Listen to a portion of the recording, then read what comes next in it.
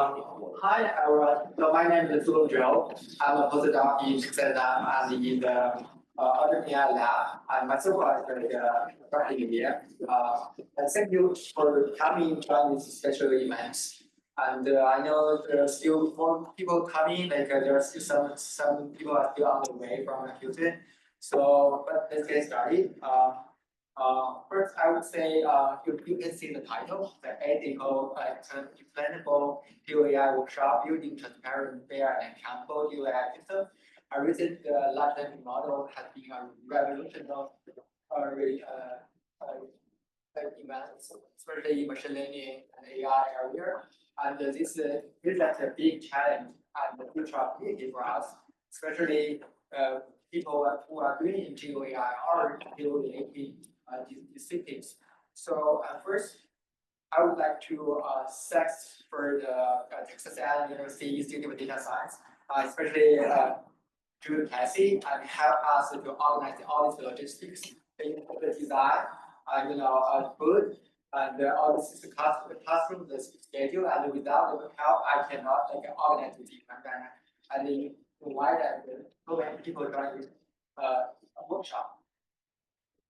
So, but I think most of you are not coming just for me, they are coming for all the presenters, right? So let's invite our first keynote speaker, Dr. Chow, with the professor emeritus and the holder of Jack and Laura Redmond Chair, Department of Geography, College of Data Science, from University of California.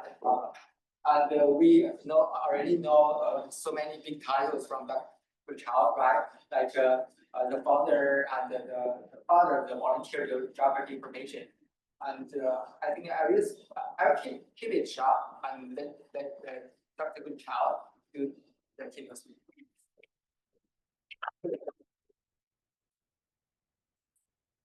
Thank you very much for that introduction. Thank you for coming on this rather gray Thursday morning.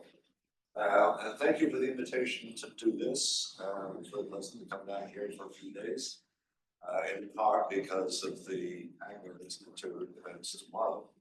It was very nice to be able to participate in this as well. How is the sound? A little low.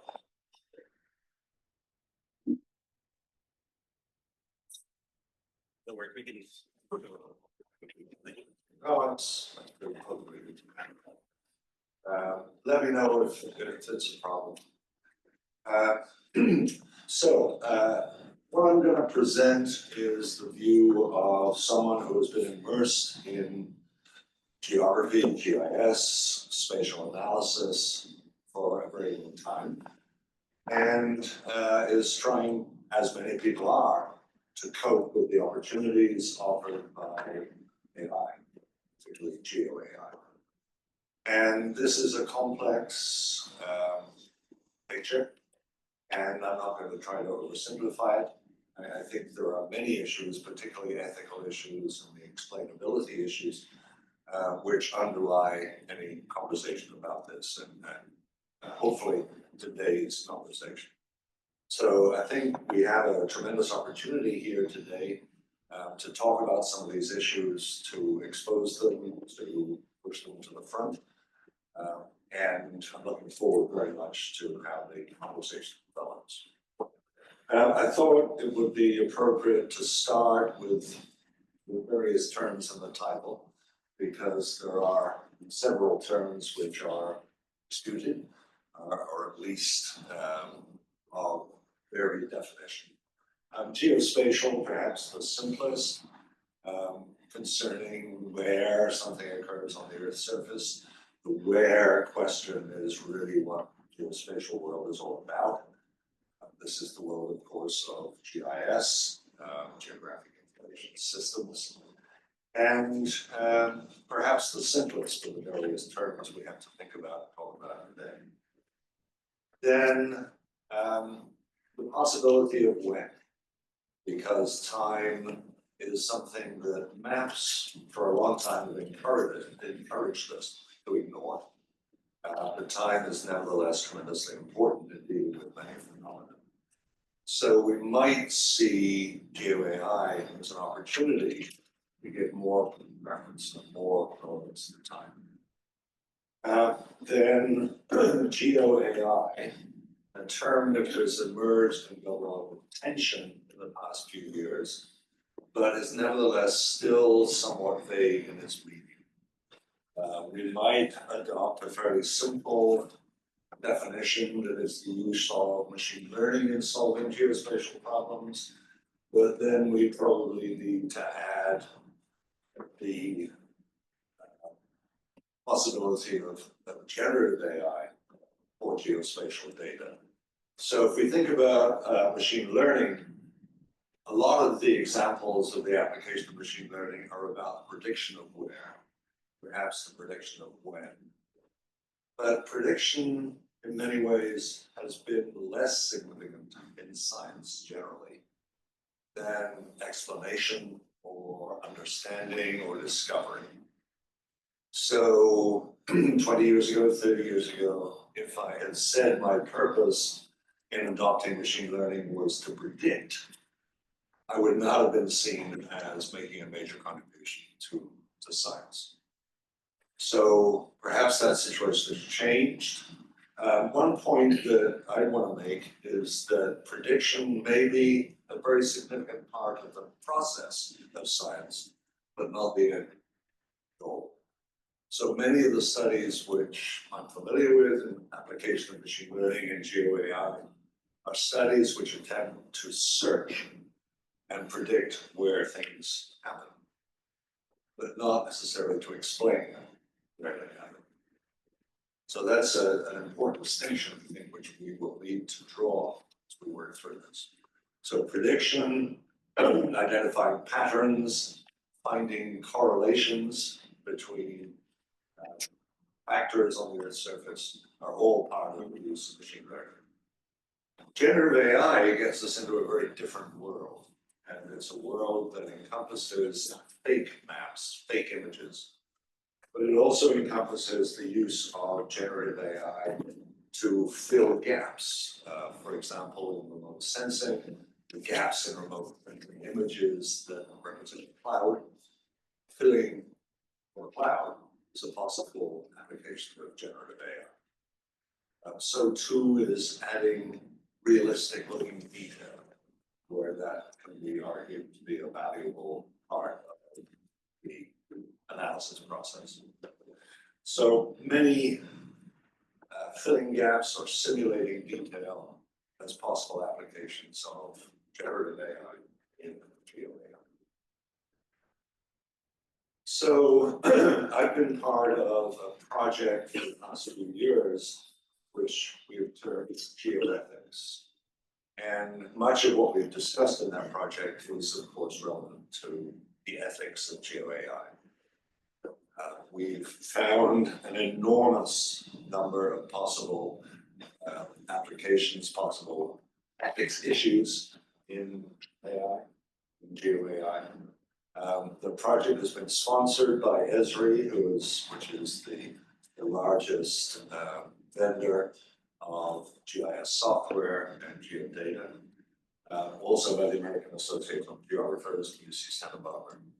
And we have an organizing committee, which is worldwide. I'm one of the chairs of the organizing committee. So a question which has driven that project over the past 5 years is the why now question. Why is it now that people are so concerned about ethics, and particularly in GeoAI? Number one, and most obviously, I suggest, is the growing concern for the role of geotechnology in privacy and surveillance. So in many societies, there has been a fairly unregulated use of geospatial technology in tracking and facial recognition from CCTV cameras, very widely applied in certain parts of the world. Some regulation, particularly in Europe and in some states in the US, but in general, wide open, as I will demonstrate in a few minutes. So I think we would have to label that as the number one ethical issue on GeoAI. It's the individual privacy that arises when we ever apply GeoAI to individual data. Secondly, replicability and reproducibility. Back a few years ago, it used to be fashionable to talk about a replicability crisis in science. This week, I'd suggest that it is dwarfed by what is going on generally in the regulation and funding of science. But this certainly has been talked about as a crisis. The two words have definitely overlapping meaning and have been used, in fact, in opposite ways in much of the literature. But let me just suggest that we might reserve replicability for the question of whether a particular analysis can be repeated using the same data, using the same technology. Whereas, I'm sorry, reproducibility is whether we can reproduce, and you can see the confusion here because we've got two words very similar. Reproducibility means, can we reproduce the results using the same data, the same technology? Replicability, on the other hand, asks whether we can produce similar results using perhaps different data, perhaps different software, perhaps different parts of the world. So there's a very big question in GeoAI as to whether results obtained in one area at one time apply to other areas at other times. That generally is the replicability problem of GeoAI. Talk about techniques such as transferability, which attempt to take results from one area, one place, one time, and apply them to other places and times. But that, of course, is a stretch. Then third, there are pitfalls in making inferences from geodata GIS analysis. This relates to the problem that we often refer to as the principle of the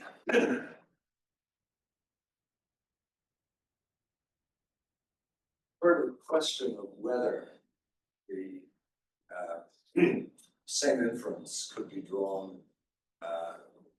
from the same data in different ways. I'll come back to that in a moment. Essentially, it relates to the distinction between a natural experiment. Most of what we do in the geo world consists of natural experiments, experiments over which we have no control. We observe what is happening. Whereas controlled experiments, in which we intervene and observe the effects of a particular intervention, it creates a very different world for inference.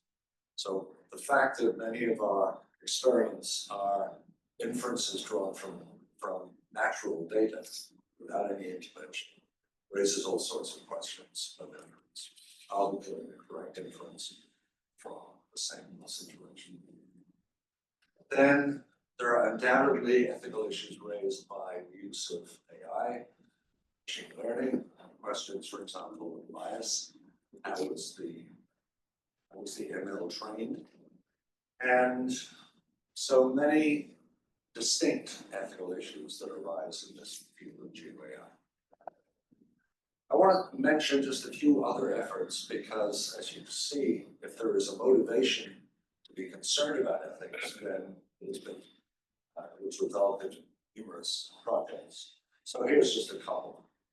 ERISA, the Urban and Regional Information Systems Association, developed a code of ethics in 2003. It's still worth reading because it's still valid despite the changes that have occurred in technology over the past 20 years. So it's online.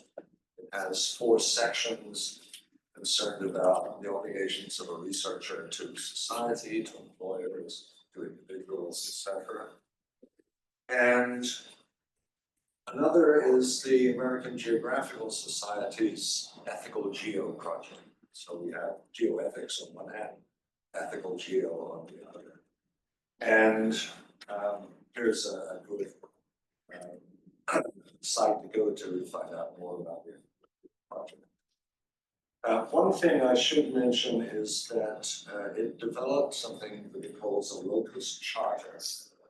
And the locus charter is essentially a checklist.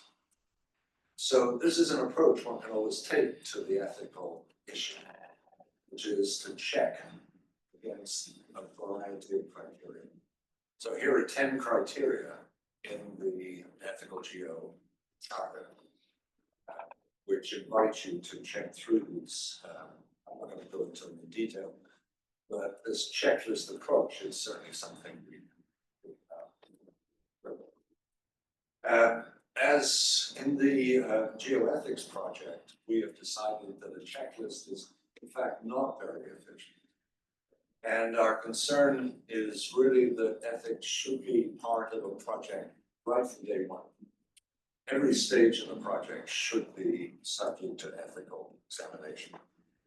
And I hope as I go through some examples that you'll see how valuable this will be. One of the dangers that you recognize very quickly, I think, is that ethics is often the subject of the last chapter in the textbook, or often the subject of the last lecture in the course. And one of our concerns has been to raise ethics to a constant concern throughout a project and throughout the textbook. So that works against this notion of a checklist, which is something that I check through the list, and if I pass the checklist, then I'm good for the entire project. Okay, so what I've established that I hope is a vast canvas. There are many, many, many ethical issues. And so the question of how to prioritize is bound to come up. And as educators, we might argue that we should prioritize by introducing ethics into our courses. That should be our first priority. I want to suggest that there are other priorities and other approaches. So in 2022, we organized what we call the GeoEthics Summit.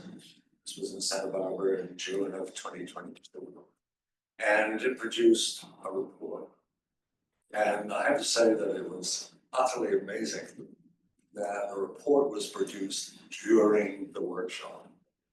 This was not a matter of having a lot of discussion of the workshop and then going away and doing that. The report was actually produced during the workshop. It's a report of 25,000, more than 23,000 words. It's online and you're welcome to go look at it. It has 4 subtopics. A research agenda, that's a question which we ought to think about today. To what extent are there areas of an ethical nature that we don't yet know how to do? Where do we need research to advance the question of ethics? Are there ethical issues which we are still not able to solve because we don't know enough about the system level? So an educational agenda has to be. Number 2, education and training. And then the question of whether there should be more federal, state regulations. And then the question of how to deal with non-traditional stakeholders and indigenous stakeholders in these issues. That again changes the basis of the discussion. I should also say that that entire report is in press in the IEEE Journal of Technology and Society.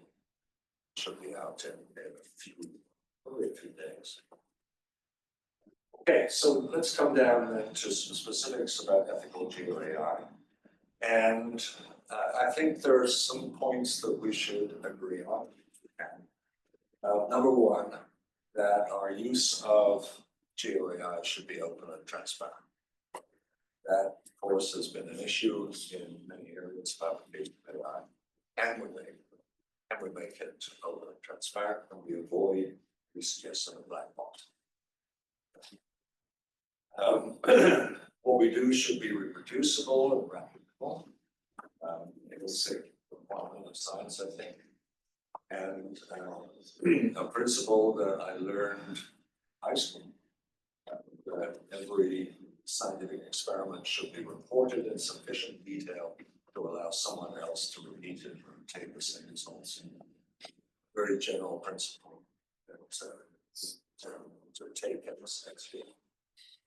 So the analysis, the analyst should be honest in reporting uncertainty. We should agree that there is always uncertainty in all data. There is no such thing as perfect data. And so uncertainty is always present and should be reported. The acronym VVUQ, standing for validation, verification, and uncertainty quantification, has become somewhat popular. It was introduced by the SME. And it's a term that's used throughout a very recent nascent report on GeoAI and digital twins. I like the UQ, the notion that we should always quantify uncertainty if we can. But V and V bother me a lot. The point I'd make is that validation implies only two possible answers. The analysis is valid or is not. There's no sense of degree how close we are to being perfect. Whereas uncertainty quantification does that. The same with verification. We have either verified or we've not verified. And in principle, if you believe, as I do, that all data has some level of uncertainty associated with it, then there is no possibility that you have totally verified results. Number 4, the question of bias in machine learning. Ethical GeoAI should address the degree to which the training sample is biased. And that may be bias of a demographic nature, what kinds of people do we sample, but it may also be geographic. What areas do we sample? And how can we extend, how can we generalize from one area? And then we should protect individual privacy. And last, but probably not least, we need to evaluate all alternative hypotheses.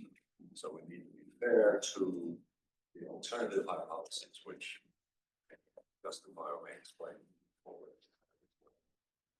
Okay, so 6 principles, which I think represent a good cross-section of the ethical issues of GeoAI. So I'd like to hone in a little bit on the privacy question and to talk about some examples of what has been happening recently. This is an illustration from 2003, so more than 20 years ago. And it's a story which now would be much more complex than it was then. The story at the time was that this SUV had been parked outside a business, and the owner, returning to the SUV, noticed that there was a wire dangling from underneath the SUV. Called 911. There is a robot there, which was designed to come and examine whether there was in fact a bomb on the SUV. Turned out that what was there was a tracking device, a very early tracking device. Today, of course, tracking devices got so small, so easily concealed, that this scenario becomes fact of fact. So, a very early 22 years ago, instance of invasion of privacy. Here's a slide, which this is something that Dan is going to talk about in a few minutes. The point I want to make here, and this is the work of Andrew Curtis when he was at Louisiana State, in the immediate aftermath of Hurricane Katrina, the local newspaper published a map showing the locations of deaths as a result of Katrina, and believed, I think, that the technology of printing, the scale at which this was printed, would not allow individual deaths to be investigated and identified. However, Andrew, being well aware of the power of GIS technology, noticed that the boundary lines of the census tracts were present on this map. And because we know the locations of the boundary lines of the census tracts to a few meters, it was possible to pinpoint the points themselves to plus or minus maybe 10 meters, thus identifying the house in which the death had occurred. So a very successful invasion of privacy, if you like, driven by the power of the technology to remove uncertainty in a case like this by comparing the locations to census tract lines. Here's more recent. This is 2018. This is a story from the New York Times. And in December of 2018, the Times obtained about a several hundred thousand pings. These are, sorry, 8,600 pings. These are, a ping is simply the observation that a particular device was at a latitude and longitude location. This sounds like it protects privacy because the pings are anonymous, but it's easy to recognize that if we were simply to link together all the pings from one device, we would have a track and we'd be able to make sense from it. So from this track, it's possible to infer the location of the person with the boyfriend's location, the location of the doctor that this person visited, type of doctor, and so hence the type of visit. All of these things can be inferred constantly knowing the track. And this is a track on average, maybe once every 21 minutes. So here's the New York Times obtained the permission of their person. So there's the person's location, house. So we've identified the person, we've identified the house, we've identified the ton of other information. This sounds fairly innocuous until you realize that what we now have in the US is an industry based on this, based on people using apps which report pings where the person has not opted out in the terms and conditions. And an industry of companies that aggregate this data and resell it to marketers. Last time I looked, there were about 75 companies operating in this space. Essentially unregulated at this point. You might, to think about it a little, you might think that in fact there is a disadvantage to living in a single family house. I said it would not be possible, for example, to identify as easily somebody living in a story. GPS data will not give sufficient detail in vertical dimension. And the area occupied by the apartment would not be sufficient to address the essential uncertainty. So here's the kind of advertising you get from companies operating in this space. The data is described as, quote, uber precise and accurate. Cool about the difference between precision and accuracy, but the fact is that the locations that result in pings are generally no better than 10 meters, and often much worse than 10 meters in accuracy. So this is certainly overselling the. Just a couple of examples. Here's some work by Linda Lee when she was my student at UCSB. And these red dots, which you won't, they're not all that clear, but there are two, there's a cluster up here, and there's a cluster down here. And you might ask yourself, can I determine where this person actually lives? It might be in one of at least two houses here. And can I determine what the person is doing here? Maybe having a coffee, maybe good for a bus. But this is the sort of uncertainty that gets into whose data. And here's another example. This is me walking home from dinner on the north side of Chicago through the loop. And this simply illustrates the lousy accuracy of GPS, and especially in an area like the Chicago loop, many tall buildings to pass the GIS signal. So I was actually walking something approaching a straight line, but GPS certainly. And there is some protection. Perhaps the biggest source of protection is HIPAA, the federal act, which has a rule about privacy that says what we're trying to do is to balance an individual's interest in privacy with the research community's interest in finding behavioral patterns and social benefits. And as a result, there are 18 variables which must be suppressed because they can reveal them. So you might think, is the full face photographic image necessarily linked to privacy? It's not linked to other information. The answer is yes, because of the kinds of techniques that I've just illustrated. A couple of things we can do. We can aggregate data as the Census Bureau does, aggregate data to larger units, or we can mask locations, mixing real locations with generated locations. And so we might ask what types of analysis are best enabled using aggregation versus using masking. And the answer basically is this, that if distance between cases is important, then we should aggregate. Whereas if densities are important, we should mask.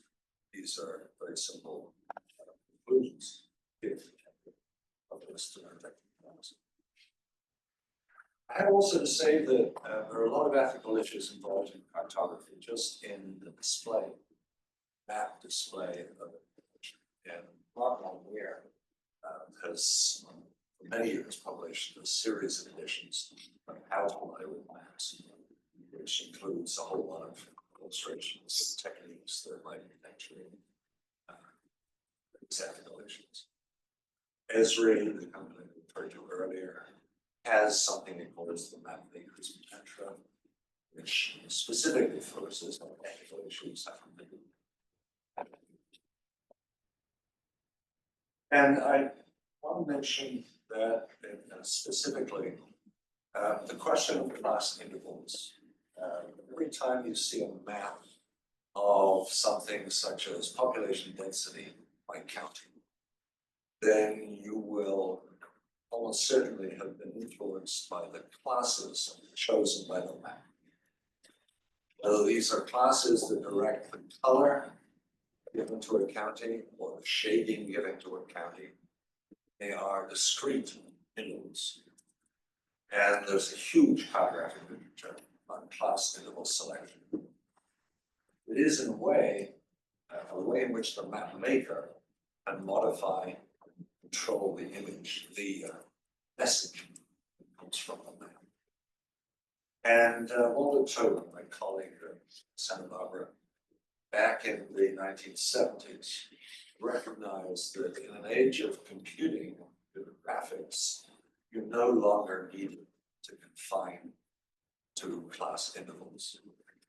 You could generate colors on a continuum, you could generate shades on a continuum, and there would be no need to manipulate the message through the class interval selection.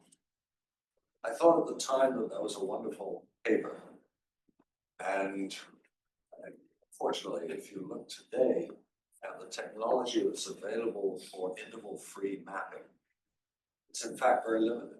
It has not caught on. An illustration, I think, of how cartography is an art on science. Many cartographers would believe that it is legitimate to manipulate the message through the class interval selector. So there's the original data. So here's an illustration which to me raises a particular point. This is an image of American City in Seattle. The dots are, say, customer locations. And this company has 3 stores in various parts of Seattle, and there's a competitor. The question I will pose is, what does this map tell us? What kind of query could be answered by looking at this map?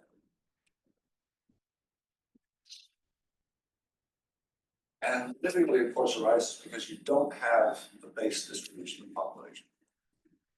There appears to be certainly a clustering of customers here, which you may know is downtown Seattle.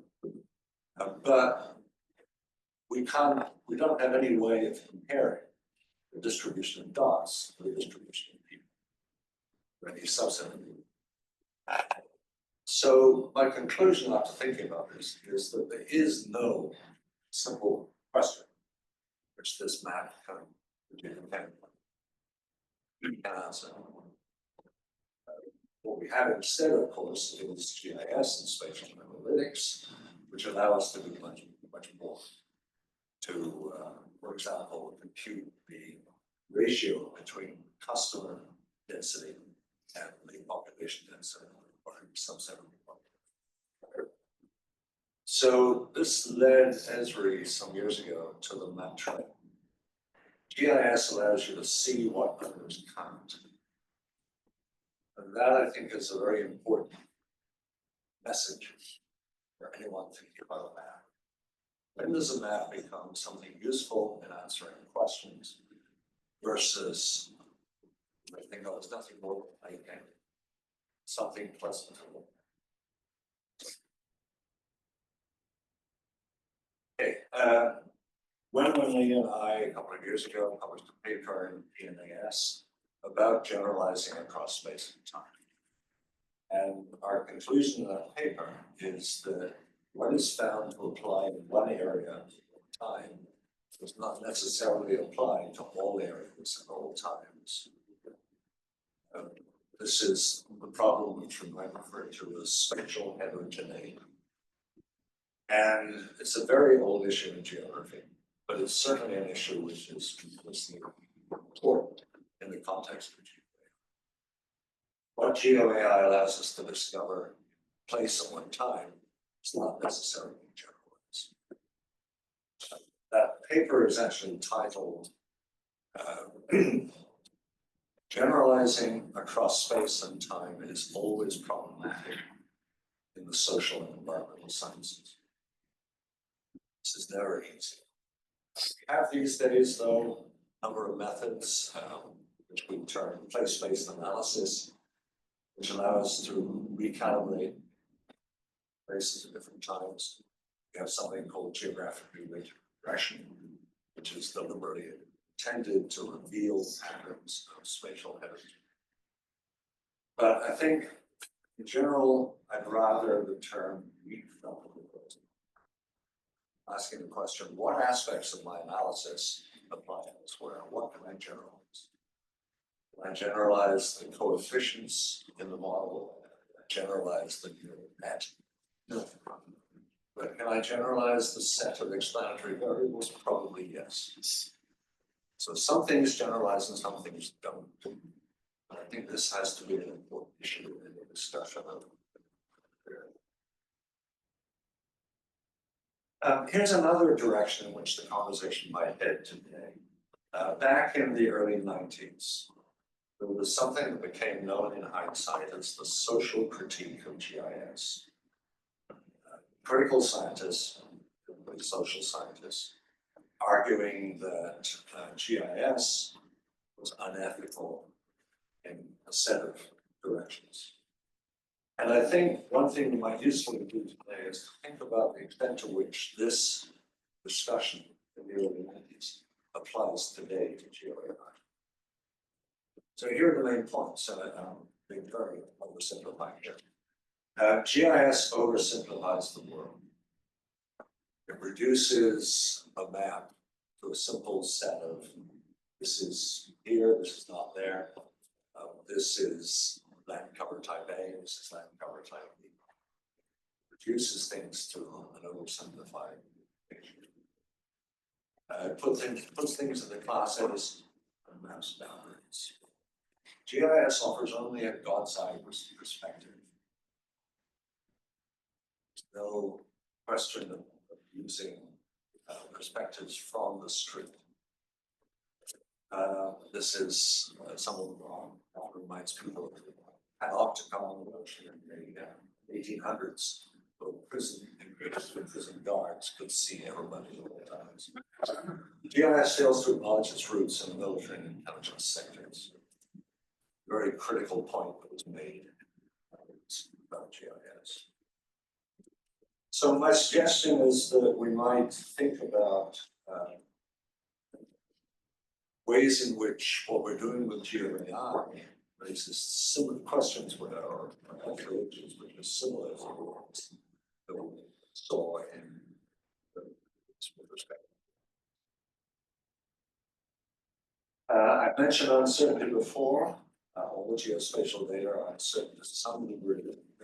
There is no question of any piece of data being exact. It's unethical to ignore uncertainty, and it's particularly unethical to ignore the fact that uncertainty will propagate through analysis and lead to uncertain results. It can also be extremely difficult to display uncertainty visually. It's very difficult to convince people that there is uncertainty in that. People are so used to maps being perfect reporting and mapping techniques that tend not to address uncertainty. So obvious options like blurring, rain, shaking will almost always be misinterpreted by people.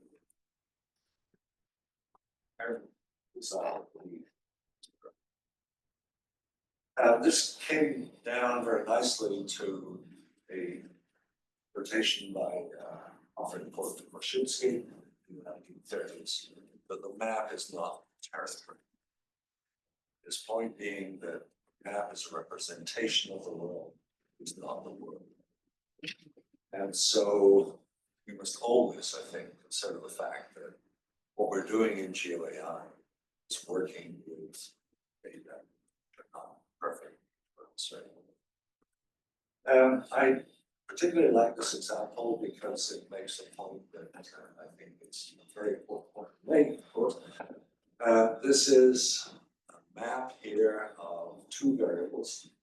The elevation is denoted by white is the highest and very dark gray is the lowest.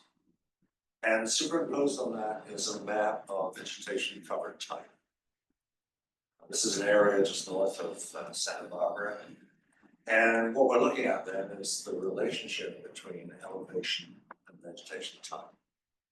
I've highlighted one area, one polygon, if you like, in light blue.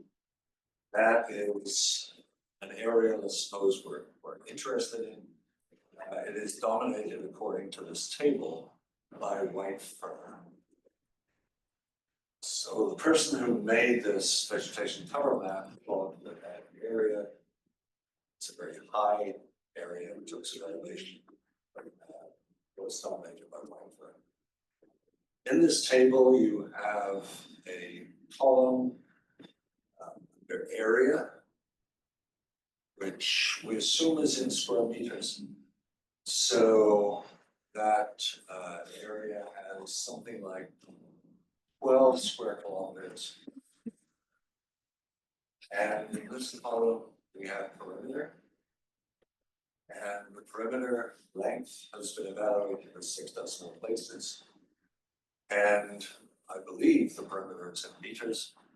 And so that's the perimeter of that area to the nearest micron, 10 to the minus 6 meters. Problem that I'm focusing on, driving at, is that that line does not exist. That line is an approximation. Somebody drew it there. It's not replicable. Another expert equally qualified would not have made the same line, would not even perhaps have produced the polygon at all. So we're dealing here with data which is not relevant. And yet we're evaluating lengths of lines to 6 decimal places in meters. What has gone wrong? What has gone wrong, I suggest, is that the technology we're using has encouraged us to think that every line is real, that every polygon is real. That we can measure things like area, return, perfect. Of course, none of that is true. So compare that, if you like, to other kinds of very similar analyses. But what we're doing, I think, suggest is putting excessive, associating vector data with excessive precision. Maps of vegetation cover are not relevant. The boundaries do not exist in reality. The area of a map polygon is nothing more than a data. It makes no sense to report it to 6 decimal places. So by contrast, this is actually part of Austin, Texas. There are 2 sets of lines here. The red lines are school district boundaries, and the black lines are the boundaries of census block groups. And areas that are colored green are areas where a block group spans more than one school district. This was developed in connection with a basic study of school districts and free lunch. The difference here, of course, is that these lines are relevant. Certainly measure the accuracy with which these lines are measured. So we have 2 very different situations, but a very similar set of geometric criteria. So how do we deal with this? Well, certainly something is missing in the metadata used to describe these things. Somehow there needs to be a label, non-replicable, associated with lines. So all of this suggests to me that we need renewed attention to metadata. Not all polylines are equal. Polylines which capture real lines on the Earth's surface versus polylines that are crude approximations to transition zones. Not all correlations are equal. Individual correlations are the same as aggregate correlations. Not all attributes are equal. Not all attributes are spatially intensive versus spatially extensive. And so what is missing, I suggest, is that we need greater attention, context, and to be. This is not a technology which simply deals with geometry.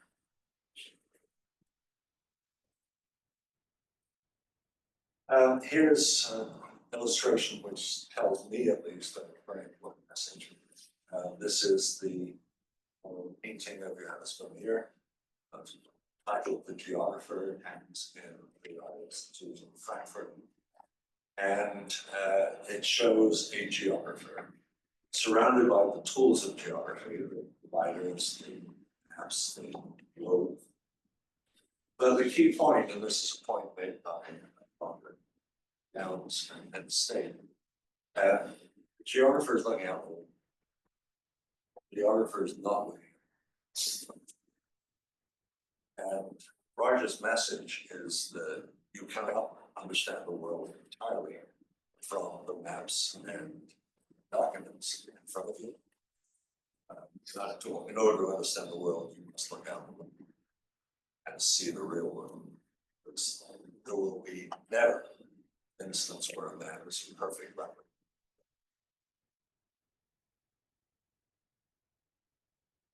And let me just turn for a few minutes to the question in the title, which uses the term explainability. And I want to make a point that explanation is and has always been the ultimate goal of science, driven by a need to understand the workings of the universe, to understand why certain patterns appear in the geographic world, why the processes that cause them, to predict future patterns. Has always, to me, been the central message of science. But insofar as it raises ethical questions, I think there's a very important question we should ask certainly in today's discussion, which is who is responsible for ethics? Because one can compare the user, and I suggest this is the traditional approach to software. This is the buyer beware, the caveat emptor approach. It says, we will feed you software, but it is up to you to decide whether what you're doing is ethical or not. It's not the responsibility of the markets. And so caveat emptors, we've been talking about this or are simply planning to do that.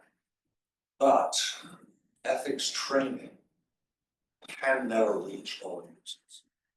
We will never be able to raise every user to an advanced level of awareness of ethical issues. So let's compare that then to the software development. What if the software developer was responsible for ethics?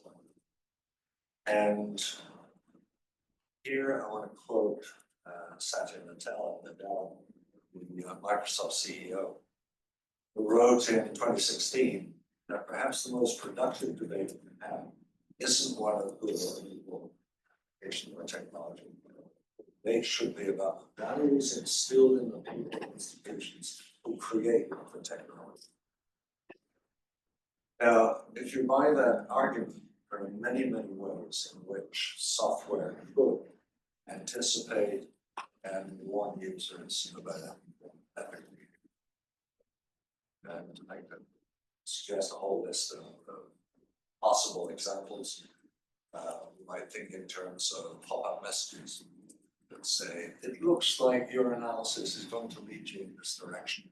Are you aware that there are ethical issues involved in, let's say, the interpretation of something?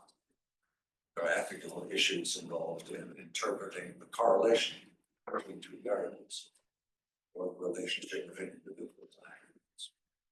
So I suggest there are ways in which we can create a new generation of ethical software.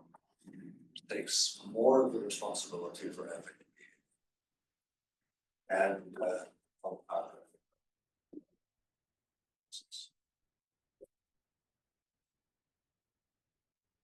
so let me come back to just make a last comment about explainability. As I see it, the main effort of explainable AI is and will be the unpacking of the black box, particularly in the case of machine. So identifying the relative importance of various inputs in the black box. So in that sense, in terms of traditional multivariate analysis, it's analogous to the coefficients associated with each independent variable, classic multivariate analysis. But it is not what science has always understood to be explanation. It's not creating an understanding of how the world works. It's identifying only the relative importance of various factors in one particular stage of analysis. So, as a prompt to further discussion today, I want to leave you with that message that what we think of as explainability is not necessarily what a scientist would normally understand by explanation. So I think we probably have just a couple of minutes for any questions. I hope that's been useful. Thank you very much for your attention. That's very insightful. I have read your paper about reproducibility for space like more times and also encourage all my students to read it.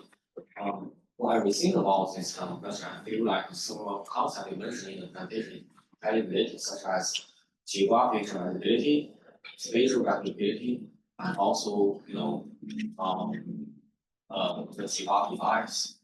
Can you discuss a little bit about the relations and difference among these different concepts? Because I feel like sometimes students would also need to confuse about the relation amongst concepts. Yeah, I think how you actually go about dealing with having agreed that there is spatial heterogeneity, having agreed that what we discovered in one place in time is not necessarily true of some other place in time. What we do next, I think, has a number of really critical questions. One is a question of whether we should simply subdivide the work. Should we say that in this area, this is true, when we switch over to this area, something else becomes true? I think the difficulty there, of course, is what happens on the moon. Yeah, Because it suggests that there's a sudden change. So more effective, I think, are techniques like geographic related regression, which assume continuity. So they allow the parameters of a model to vary continuously.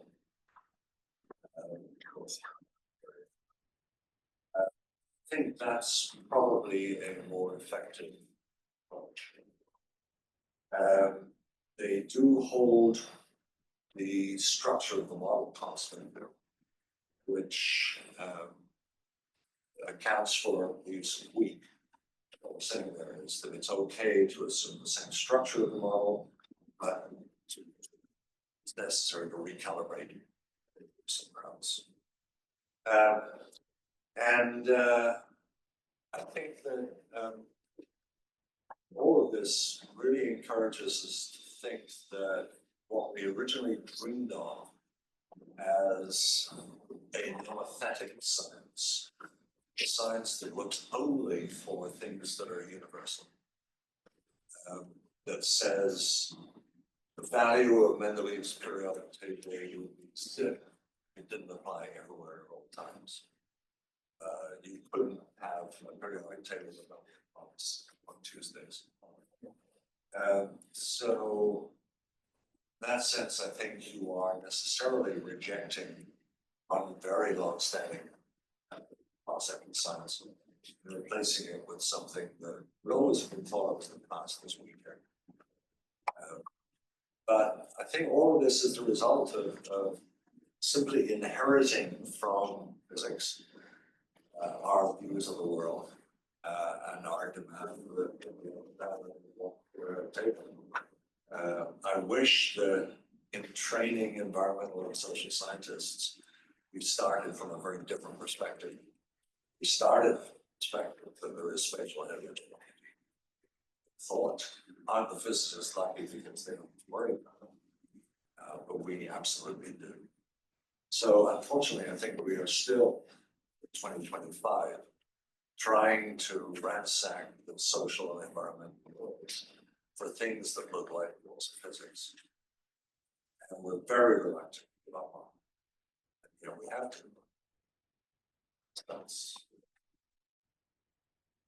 So yeah, different ways of going about it. I would not suggest those subdividing the world and saying that there is one periodic table for percent level but instead trying to find things that vary continuously. And that's a position that I found very helpful across the wide areas of science. It's much better to think of things as continuous than think of them as discrete. So, Thank you.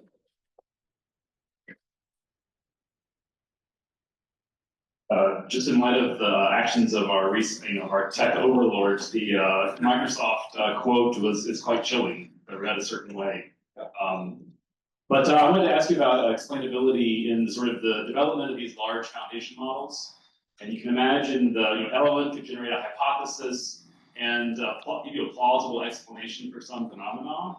But if you ask the people who build these LLMs, they couldn't tell you really what's happening in the underlying architecture. So we're sort of at a surface level. Thoughts there? Yeah. Yeah, I agree. I think that the traditional concept of explanation requires full depth. I remember when I passed a point, it was sometime around the 1980s, when I could no longer imagine building a computer from scratch. That every application of computers included something that I had to treat as a black box. And we've gone so far beyond that. I think the black box issue has to be seen as a goal, a perfection that we will never achieve. We'll never be able to fully explain. And yet that's got to be our goal.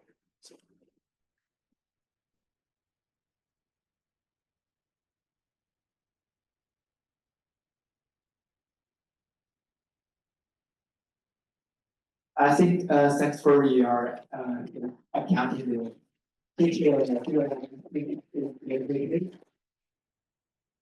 So the first panel just right after Dr. Rich out, and he explained the GeoAI history from the geography perspective. And we want to focus on how the GeoAI and the geography, the real world application, and from other accent scientists. And our first presenter will be Dr. Dory, who is an assistant professor in Department of Geography of text and he is also a faculty fellow in the hazard reduction and recovery center. And I will hand over the voice to Dr. Joe. All right, howdy, good morning, everyone. And first, thank you, Dr. Joe, and all organizers for putting up this event together. And also, it's my great honor to have the chance to share my research about how to build a resilient future with a concept we call socially responsible GeoAI. And also, I feel a little bit nervous right now here because I'm speaking after my PhD advisor's PhD advisor. So it makes me a bit nervous to talk about my research. And I hope my research can contribute 2 cents to the discussion about how to facilitate a more ethical and explainable GeoAI in the future. So to start with, I want also to share some videos, some stories about what are the challenges we're encountering in building a resilient future. The first video is a camera snapshot showing how the Hurricane Ian affected the coastal communities in Florida back in 2022. And as you can tell, this camera can capture all the potential flooded areas and also how the flooded water destroyed the household and neighborhoods in Florida. The second one is about the unexpected winter storm Uri back in 2021 in Texas. So at that time, Texas was not well prepared for the cold weather. I know we're all very familiar with the hot weather in the summer. So even though it looks like a very light snow, but the damage caused by this winter storm has become make it the costliest natural disaster in Texas history. And third video is the COVID-19, which has been significantly shifted our lifestyle or work-life schedules over the past 4 or 5 years. So the video in here, the person who is wearing the protection suit is actually my father, who was trying to help with delivering medications to people who are in need of those healthcare during the lockdown period. So during lockdown, people were not able to visit hospitals, and it turns out my father volunteered he was the oldest volunteer from Wuhan University trying to deliver those medications to those patients. So there are a lot of changes happening during those disasters, and many of the impacts were unexpected. So in that case, we need to find a way to build a more resilient future. And even though with all the examples I gave earlier, we're not alone. so the climate disasters and also the health crisis basically affecting every part of this planet Earth. So we need to find a way that can help communities worldwide to combat different type of disasters, different type of health crises, and facilitate fast response and recovery from those catastrophe events. So that brings us to the need and the opportunities of the GeoAI. So currently we have more diverse and larger geospatial data to observe human dynamics, urban development, and environmental changes and multidimensional perspectives. So that kind of information help us to better understand the human needs, community needs, the local impacts, and also how people recover and better adapt to different type of disasters in near real time at different type of scales.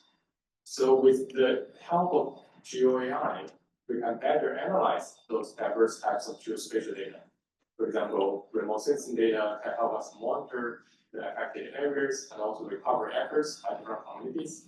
The human mobility and social media data provide information about human dynamics, human responses in very fine-grained information. On the other hand, I also want to bring the attention to something we call the responsible thinking in here. And in here, we talk about responsible thinking. I'm thinking about 4 different components in here. The first one is about the research questions we're asking nowadays. So previously, we have a lot of questions being asked by our curiosity. We're curious about how this universe works. We're curious about how the physics works, how people interact with the environment. But now a lot of questions are raised by addressing real-world challenges. We ask questions because we notice community needs. We ask questions because we want to include those overlooked voices within the society. Secondly, it's about the analysis and modeling based on geospatial techniques.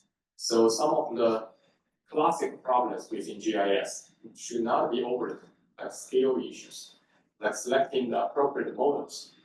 There are also other issues we should not overlook with the advances of AI, like the fairness of the model, the scalability, and the replicability and reproducibility issues. Those has already been highlighted by Dr. Chiao. And third thing is about the geographical data we're using to design, train, and apply to GeoAI models in here.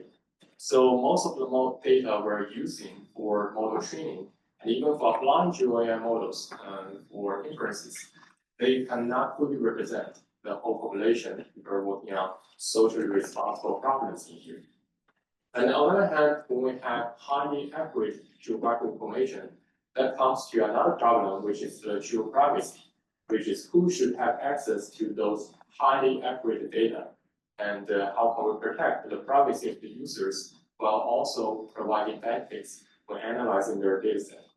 And finally, it's about the uncertainties. So as already highlighted by the child, all the data we're analyzing have certain levels of uncertainties. Even with the GPS-based dataset, there's accuracy within 5 meters here. So how should we consider and also mitigate the potential uncertainties? Finally, it's about interpretation and application side of the GeoAI. So we've been using GeoAI in different places, and a lot of times we're cheering for the advances of using GeoAI to accelerate data processing and generate new discovery. But how about the biases? How about the potential harm or misuses of those GeoAI models? What are the societal impacts when applying GeoAI models to address certain questions that lead into another problem?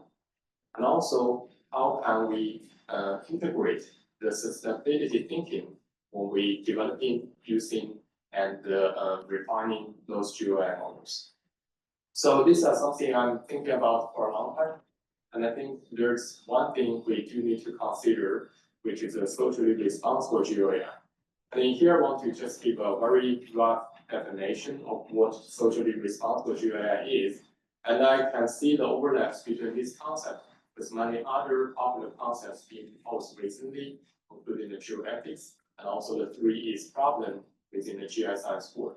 So in my definition, the socially responsible GeoAI refers to the design, the deployment, and the development of GeoAI models and the solutions that will safeguard societal interests, meaning they're triggered by addressing societal problems. They can uphold the ethical principles, including the accountability, fairness, the privacy, and the transparency issues. They will address GeoAI data and model limitations, and also incorporate human values, meaning address all the equity and the disparity issues. And in here, because of the time limit, I'm going to share a few of the examples of how we leverage the concept and how we excel the potential of socially responsible GeoAI to address real-world problems. So the first one is about the climate resilience problem in here. And this is inspired by observation that more and more people started to use the online platforms to request for help during climate disasters. So we realized that there is very rich information, especially location-based information, embedded in those online platforms. So that helped us to think about what if we can extract the location information from those online process data and use that information to facilitate emergency rescue efforts. And before doing that, we did conduct a survey trying to evaluate whether this is something useful and sustainable in the future, or this is just a one-time phenomenon we observe in one disaster. And based on the survey we had, we realized that using social media or other online platforms for rescue, emergency rescue, is a very effective way, especially in communities that are distant from the federal agencies. So one of my students, Dr. Injo, has spent his PhD working on integrating the large language models to analyze the information harvested from social media and especially identify those actionable disaster response information, especially people requesting rescue online. So within the framework he developed, there are two important models. One is called Victim Finder, which leveraged the BERT model with the CNN model to identify the messages requesting rescue. And the second one is called TopperBERT, which leveraged BERT again to address a classic GIS problem, which is problem name recognition. And by using those models, we have successfully identified people needing rescue during different types of disasters because we want to also ensure the generalizability of those models and the applications of the models in here. So this is one map showing all people needing rescue or send rescue requests on social media during the Hurricane Harvey. And this is the map where we upgrade the model to not only identify people needing rescue, but also people requesting help for animals, people sharing the shelter information, and also people complaining or reporting some of the malfunction infrastructures. So this is another study for Hurricane Irma, also back in 2017. Recently, we also did a comparison across 3 different hurricanes, including Harvey, Irma, and Ian, and identifying the possibility of predicting damages based on the information identified from social media or incorporating this information as additional layers in here. And it shows that the infrastructure malfunction reports harvested from social media can constantly help us identify the damaged communities at a reliable resolution and accuracy. But in the meantime, there are a lot of questions we can ask in here. For example, what about people who do not use social media? Or what about people who do not have access to digital platforms? What about the accurate location information? Who should have access to the information? And who actually provided help during those incidents?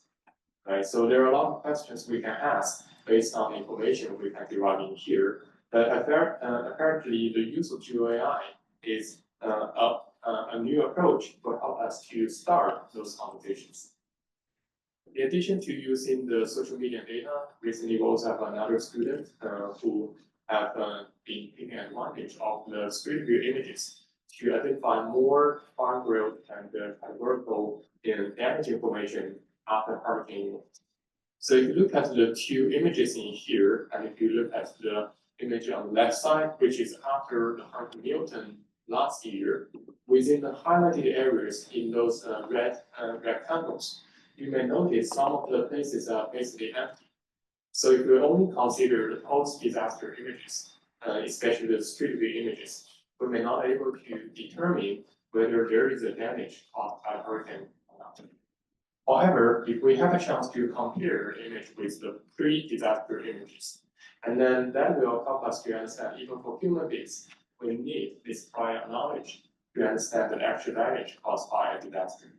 So that inspires us to think about, can we leverage the pre-trained vision models and design a dual-channel vision model that can parse both input, both pre-disaster and post-disaster images to better accurately estimate disaster damages at the street or even building levels. So this is one study Eva has been working on recently, which he designed a dual-channel onto the dual-channel pre-trained vision model to which can read both pre-disaster and post-disaster street view images and identify the category of the damage levels as well as the type of the damages, including the fallen trees, such as damaged household or the damaged furniture being thrown on the streets. So this is a quick snapshot of what we have done. And another thing I want to talk about is our ongoing work in collaboration with one of the organizers of this event, Dr. Xingyue Ye. It's about building human and social centered digital twin infrastructure for coastal climate resilience. And in here, I want to highlight that digital twin is a very suitable playground for using and for achieving the power of GeoAI in designing a better future. Especially when we consider the definition of digital twin, which is provided by the National Academy of Sciences in here. A digital twin should mimic the context of the system, should dynamically updated with real-time data from its physical twin. So if we're considering a digital twin city, it should have data input from the physical city which we're living in. It also should have the predictive capacity to simulate working scenarios. So in here, a lot of the previous efforts in building digital twins are simulating design scenarios, meaning scenarios has been already pre-implemented by the developers of the digital twin. But what if we can empower the users to design scenarios based on their perspectives, based on their expertise? That is something I think GeoAI and generative AI can play a role in here. And finally, they should inform decisions that realize values in here. So I just want to share some of the current efforts we have been working on to design geospatial digital twins to support climate resilience. This is one of the demonstration we showed in here using the AI-supported hydrological model to simulate the flood conditions based on the rainfall scenarios in here. And this is one community in the city of Galveston, which is a coastal city in Texas. So as you can tell in here, the color, especially the darker the blue color, indicates a higher innovation height compared to other communities. And also there are some small green arrows here, which shows the direction of the flow of the water. So that can help us not only identify which area is flooded, but also how long one community or one household is flooded, what are the inundation depths, and how much time it takes for the community or neighborhood to recover from same rainfall event. And this is another perspective of the digital twin model we have built in here, which is not only about simulating the current situation based on different design rainfall scenarios, but also simulating the capacity of the infrastructures. In this case, it's the drainage system in absorbing the water and also mitigating the flood conditions in here. And this is where we can provide some flexibilities to users when they try to design, optimize the sewer system, the drainage system. How will that affect the flood conditions? Will a newly designed drainage system mitigate the flood conditions in certain neighborhoods or not? And based on the evaluation and the simulation in here, we can design the most cost-efficient approach to address problems like this. So due to the time limit, this is just one example, and there are more examples of the socially responsible GeoAI. For example, this is one study. We try to use the natural language processing and the processing platform, which is called I Love Shanghai, to identify the humanitarian needs during a sudden lockdown due to the COVID-19 pandemic, in which a lot of people use these online mutual help platforms to request for help, especially asking for medications, food, and some of the healthcare for children. and we help them to collect the data and geographically visualize the data. So people who have those resources and living within the same neighborhood can share the resource and scenario. Also notice the potential mental stress disparities during COVID-19. That is a study trying to address the biases issue and the unrepresentativeness issue within the geospatial data with the help of GeoAI. That is, a lot of time people use sentiment analysis to survey how people feel or respond to different like social disruptions or social events. And this is a student, Bin trying to use the GeoAI models to decipher the demographic information of the people who are contributing social media data and better identify the disparities of their sentiment toward the pandemic at different time, different location, and different social groups. And we also have a study using the spatial-based machine learning models to identify why some communities have increased the development within the flood zones compared to other communities which are more sensitive to flood zone development during the past 2 decades within the entire United States. And also a recent ongoing work which tries to link air pollution and health impacts with the brickfield industry growth within the Bangladesh, a developing country, which prioritize economic development at this moment. On the one hand, we want to consider the social impacts of those economic development. So in addition to contributing to the overall growing GDP, how about the air pollution environmental problems? How about the health, long-term health of people living or people working or those growing brickfield industries? So those are the problems I think we are addressing right now, but there are way more problems we can address with the socially responsible thinking combining with geospatial artificial intelligence techniques. And many of the studies I highlighted today, in my opinion, in the first or second levels of the GeoAI, which means we use GeoAI as a tool to facilitate spatial analysis and modeling, or we use GeoAI as a learner to learn how to better represent geographical features, geographical objects, using a vector or matrix space. But these are not the full potential of GeoAI. There, in my opinion, are third and fourth levels of GeoAI. So the third level of GeoAI should train GeoAI to be an analyst, meaning when we provide a research question and when we provide potential some of the unaccessible data to the GeoAI, GeoAI will be able to analyze the data just like trained professionals in GIS and provide certain interpretations of the results and visualizations. And the fourth level of GeoAI, which might sound a little bit terrifying, is that I hope GeoAI maybe in one day can work just like one of us in here, who can not only solve the problems, analyze the data, but also formulate hypotheses, identify some overlooked societal phenomena, and then generate solutions and provide solution recommendations. So those are some of my 2 cents that I want to contribute to the discussion of ethical and explainable GeoAI. And I do believe we're in the age that socially responsible thinking is getting more important. But in the meantime, GeoAI is also helping us to address more societal challenges. And with that, I hope we can build more of this in the future. Thank you so much. Thank you. I think in the time we can only take 1 question. I know all of you may have a lot of questions, but we have to have 1 hour lunch break, so you can find our speakers during the time, ask many questions you want. Okay, who want to ask a question?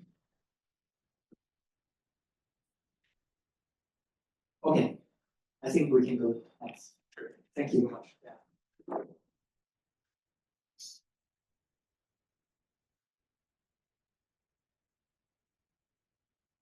So our next speaker will be Dr. Zhang Zhe. She is an assistant professor in Department of Technology as well, and also affiliated with the ECE department in Texas A&M.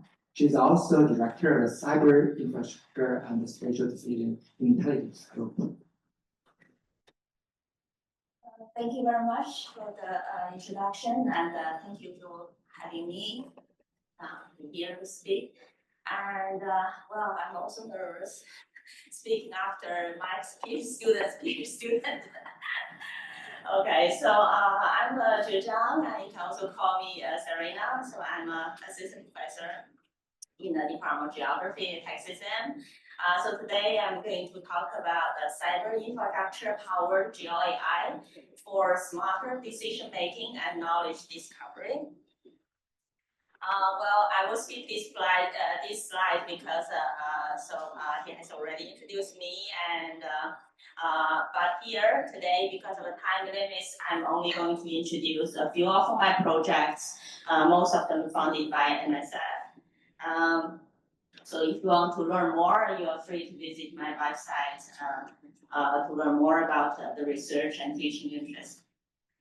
So as we know now, our world become more integrated and more urban. We are facing a lot of challenges related to urbanization, water and food shortage, and urban security and disaster. So we are facing all kind of different hard decision problems. And my research is focused on developing a spatial decision support systems. Here I want to emphasize on decision making, but using a cyber infrastructure enabled or powered GeoAI for building coastal resilience and sustainability. So when we talk about decision making, so here I highlight 4 core elements. First is knowledge acquisition, meaning if we want to help decision makers make correct decisions, we need to know what are they thinking, right? They need to find techniques to collect their knowledge. Second is decision-making capabilities. That refers to different kind of models, AI, so that serves as the brain of the decision support systems.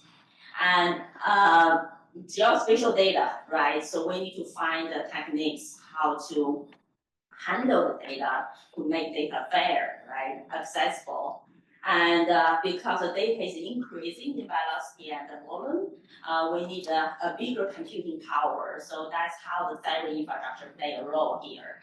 And because of the time limits, I'm only going to touch a little bit for each of these elements. Here, the first slide is spatial decision support systems. And Dr. Michael Goodchild already gave the definition in 80s. So he defined the spatial decision support system as designed to provide the user with a decision-making environment that enables analysis of geographical information to be carried out in a flexible manner. But that time, he also pointed out a lot of challenges. So for example, lacking the system design, too detailed or time-consuming, limited involvement of users, uncertainty. He mentioned a lot of that, uncertainty of the model output, and lack of training to use the decision support systems, or too little, too much information, or lack of access, and lack of trust. So that's he already pointed out in the 1980s. But when we look at publications during these 30 years, well, in the leading GIS science journals, we saw a lot of repeat words for multi-criteria decision analysis, spatial uncertainty optimization, and collaborative decision making, public involvement, justice, and spatial optimization. So a lot of paper has been published in the field of GIS. And in the early years, before the AI became popular, I have done a lot of work related to fuzzy modeling, multi-criteria decision analysis. So those are more related to mathematical approach. And after I moved to the US, joined the GIS Center, I slightly shift my attention to how to design a decision support system that can deal with really big data and cyber GIS. So later I organized a special issue on the cyber infrastructure intelligence spatial decision support system in Transaction GIS Journal. So until now, some takeaway. For us to think about. So how the user gets from start to finish from spatial decision support system, and how to visualize the output of spatial decision support system so the results are more understandable. So that's related probably explainable AI. And how is the evaluation of the results supported? And does the spatial decision support system do what it was meant to do? And now 30 years have passed. Do you think Dr. Michael Butchell's comment are still valid? Or are they already done enough to make a progress? So here I'm going to introduce a little bit of my work related to GeoAI, because in the initial time I was working on the mathematical approach, multi-criteria. Now, because of the AI becomes so popular and so powerful, this work related to knowledge acquisition, because I'm using social media data, so I collected about 80 million of tweets using to model people's depressive symptoms caused by the COVID-19. So as we know, everybody feels depressed during that time. People start to tweet a lot of things, and as you know, if you have depression symptoms, you normally go to a doctor, right? You're gonna fill out the survey. And actually, the doctors, they do have a lexicon. It's called Q9. So they categorize your words, your response to the survey to 9 different categories. And the more you talk about the serious word, you will be probably categorized into a 9. Q9 means you are very depressed. So I'm like mapping the social media data to these 9 different categories, and to analyze the degree of the depressive symptoms related to COVID-19 issues. And here you, on this map, we developed a dashboard to visualize these depressive symptoms at space and time. And darker color on this map represent like more serious symptoms. But you'll probably notice there are numbers, right? So this number represents the degree of uncertainty or fuzziness this mapping is correct or not. So that's related to what Michael Butchell talked about spatial uncertainty. He said that it's very difficult to visualize spatial uncertainty on the map, but this is one way I have done it. Also, this is another application. When I was visiting Seattle, actually I was visiting Mike at the time. I went for a walk in the evening near to the shopping center, and it's already late. It's my first time visit Seattle, so I'm not sure if it's safe or not. And so I started to browse the browser, like see if the crime rate or any kind of thing. So, but for me, it's difficult to find all the information, very quickly. So I started to feel like, hey, how about if we have an app which can display all the information about the neighborhood? So here I have developed augmented reality app. Oh, I'm sorry. I think with Google Slides kind of play this speaking probably. So we have developed the augmented reality based web app. So here is visualized Twitter data. So what people think about the neighborhood, and also COVID-19 cases, and the census data, which is poverty, and also point of interest data. So this app will help us to navigate to our destination, at the same time keep us informed of what's going on in the neighborhood. So we want to know that how, so we are trying to see how to design a geospatial savvy infrastructure that can integrate diverse urban information and to support decision making. And you know that we live in Texas. Texas has experienced a serious flooding, all kind of disaster hazards. So this is another project funded by NOAA. We do have, of course, hydrological models to model the flood risk, and Lei also mentioned about another way to visualize flood, but the challenges is at the neighborhood level, like at street level. How do we map the flood depth accurately? And we know we have base data, of course, but in our county, there's not many gauge data available. And so how about we use stop signs as intelligent sensor? So we have stop sign in every street network, right? Every street segments.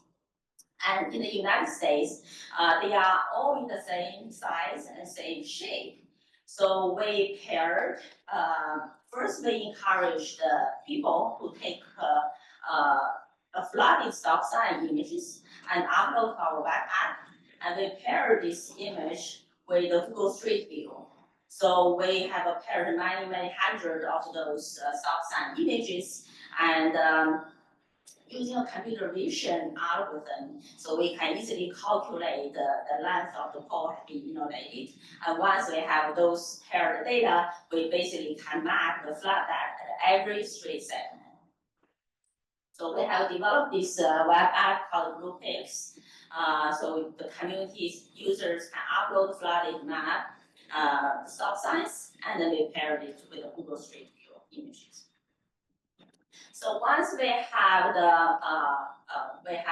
flood mapping, next step is to help people routing, right? So this application related to the emergency evacuation. So we use the Houston, New York transportation data, 311 data, also edge data. So the traditional methods, like we all know, routing is traditional geography, problems. Traditional methods are often based on predefined rules and not be able to adapt to real time. And it's also suffer from scalability issues and lack of ability to deal with diverse data source. So in this case, we have developed a reinforcement learning-based routing algorithm for large street networks. So the key point is that the agent's gonna, we're gonna simulate the agent's behavior during the routing.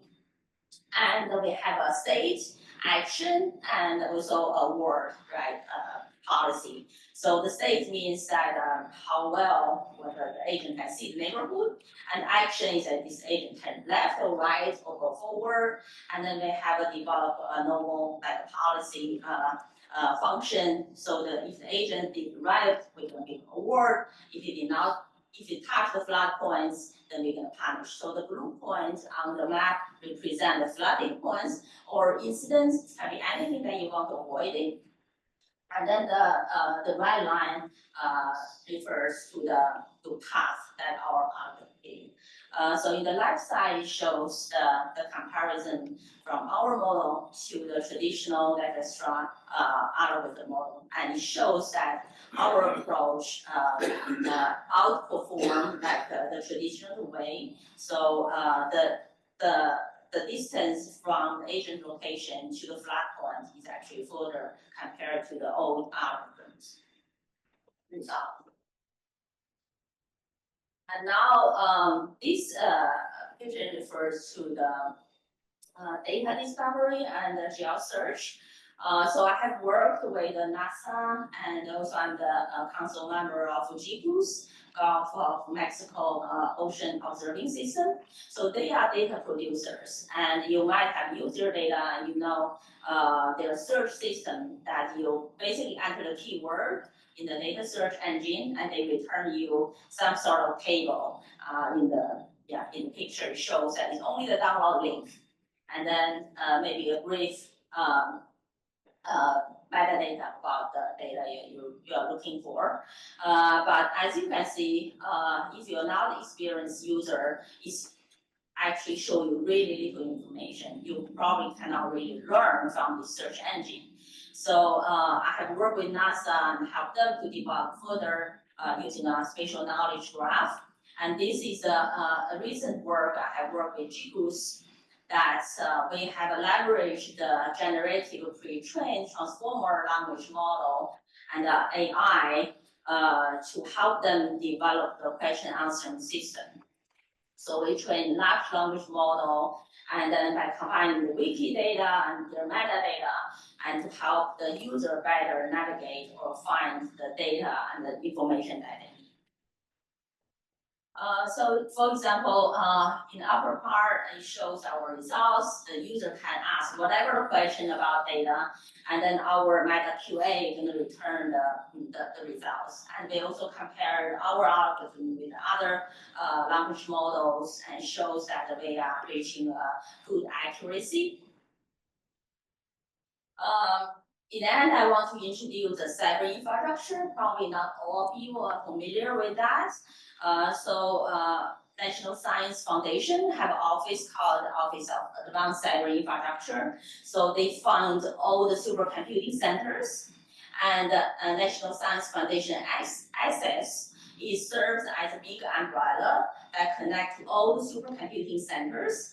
So I'm the investigator and also co-principal investigator of the Texas A&M high performance computing clusters.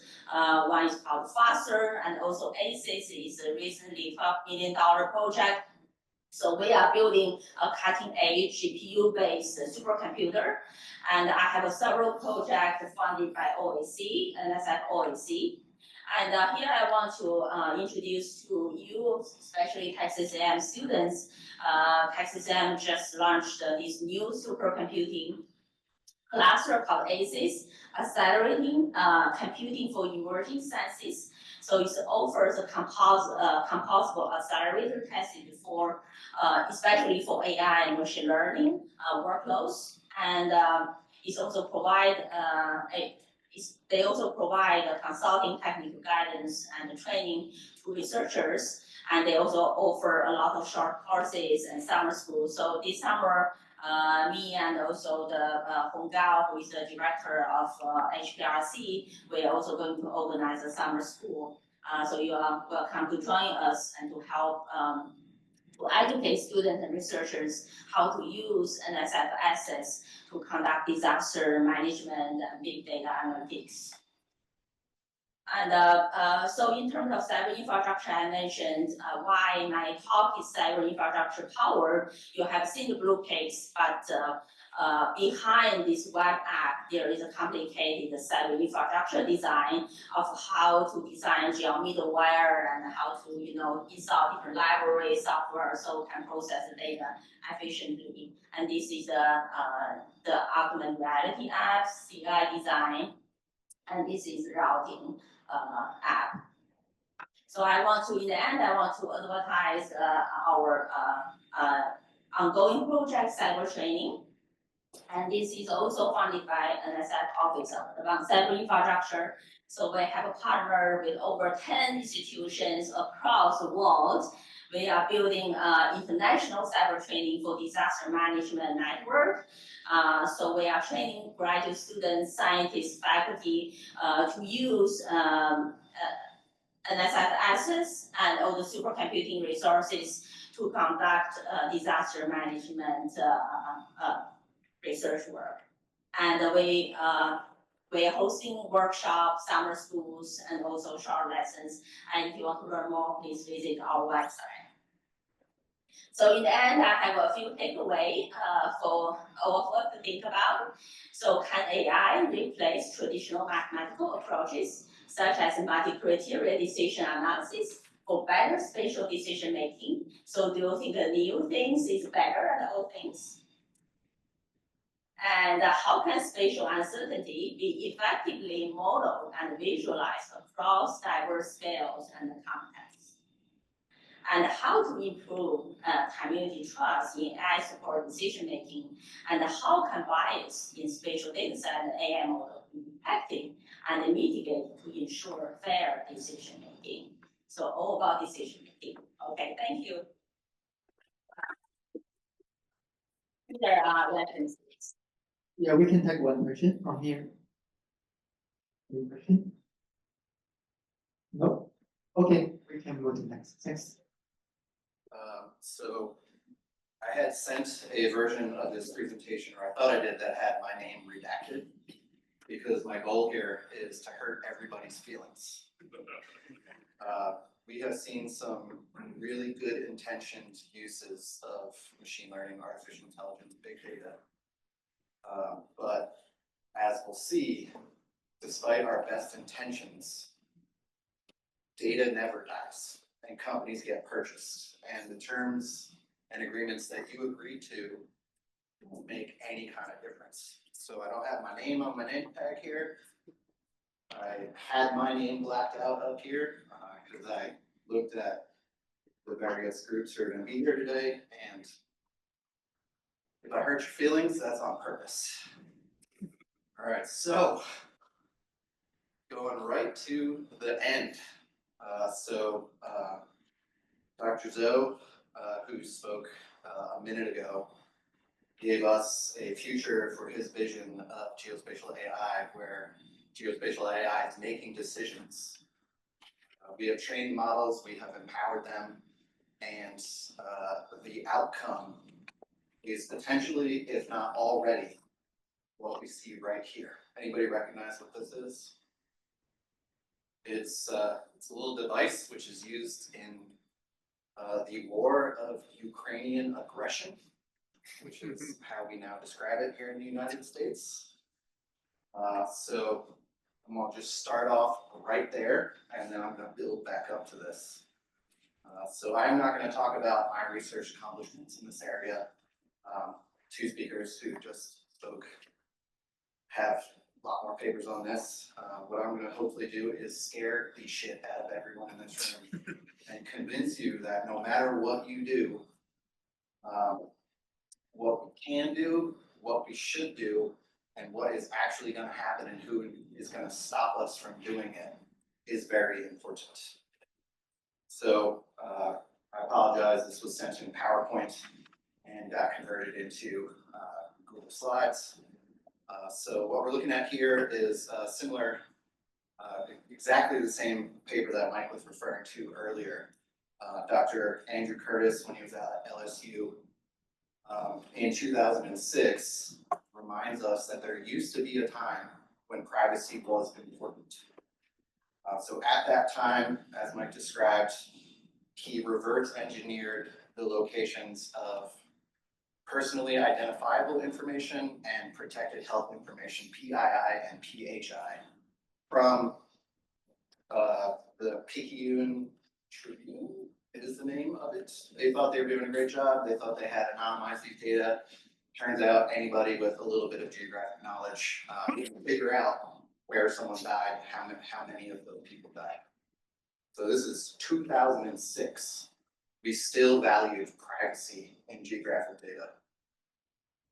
In 2014, 2018, we learned that the data we all consider private is not actually private, right? So if there's undergrads in here, you are probably not even familiar with Cambridge Analytica.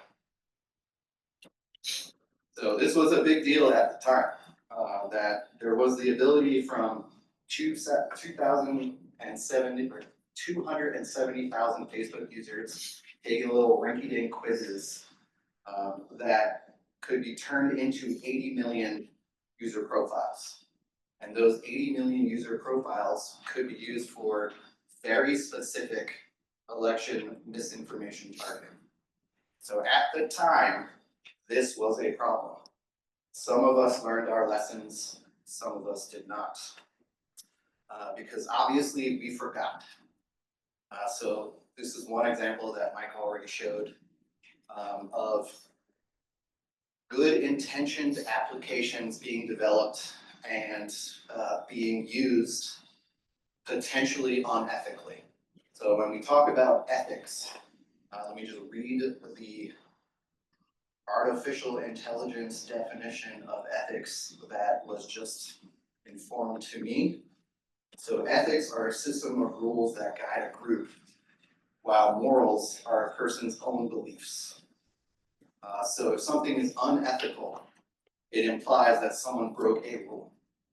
So when military service members are using the Strava app and that data is publicly accessible and they're doing their field exercises in Helmand Province during the military actions in 2017 in Afghanistan. It was possible for anyone to identify where those military service members were, right? So who here is being unethical? Is it the developers of the application that track GPS? Is it the users of the application who have their Apple Watches and their phones in the pocket so they can brag about how much running they do?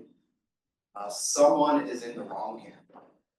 Similarly, the application on the right is called Untapped.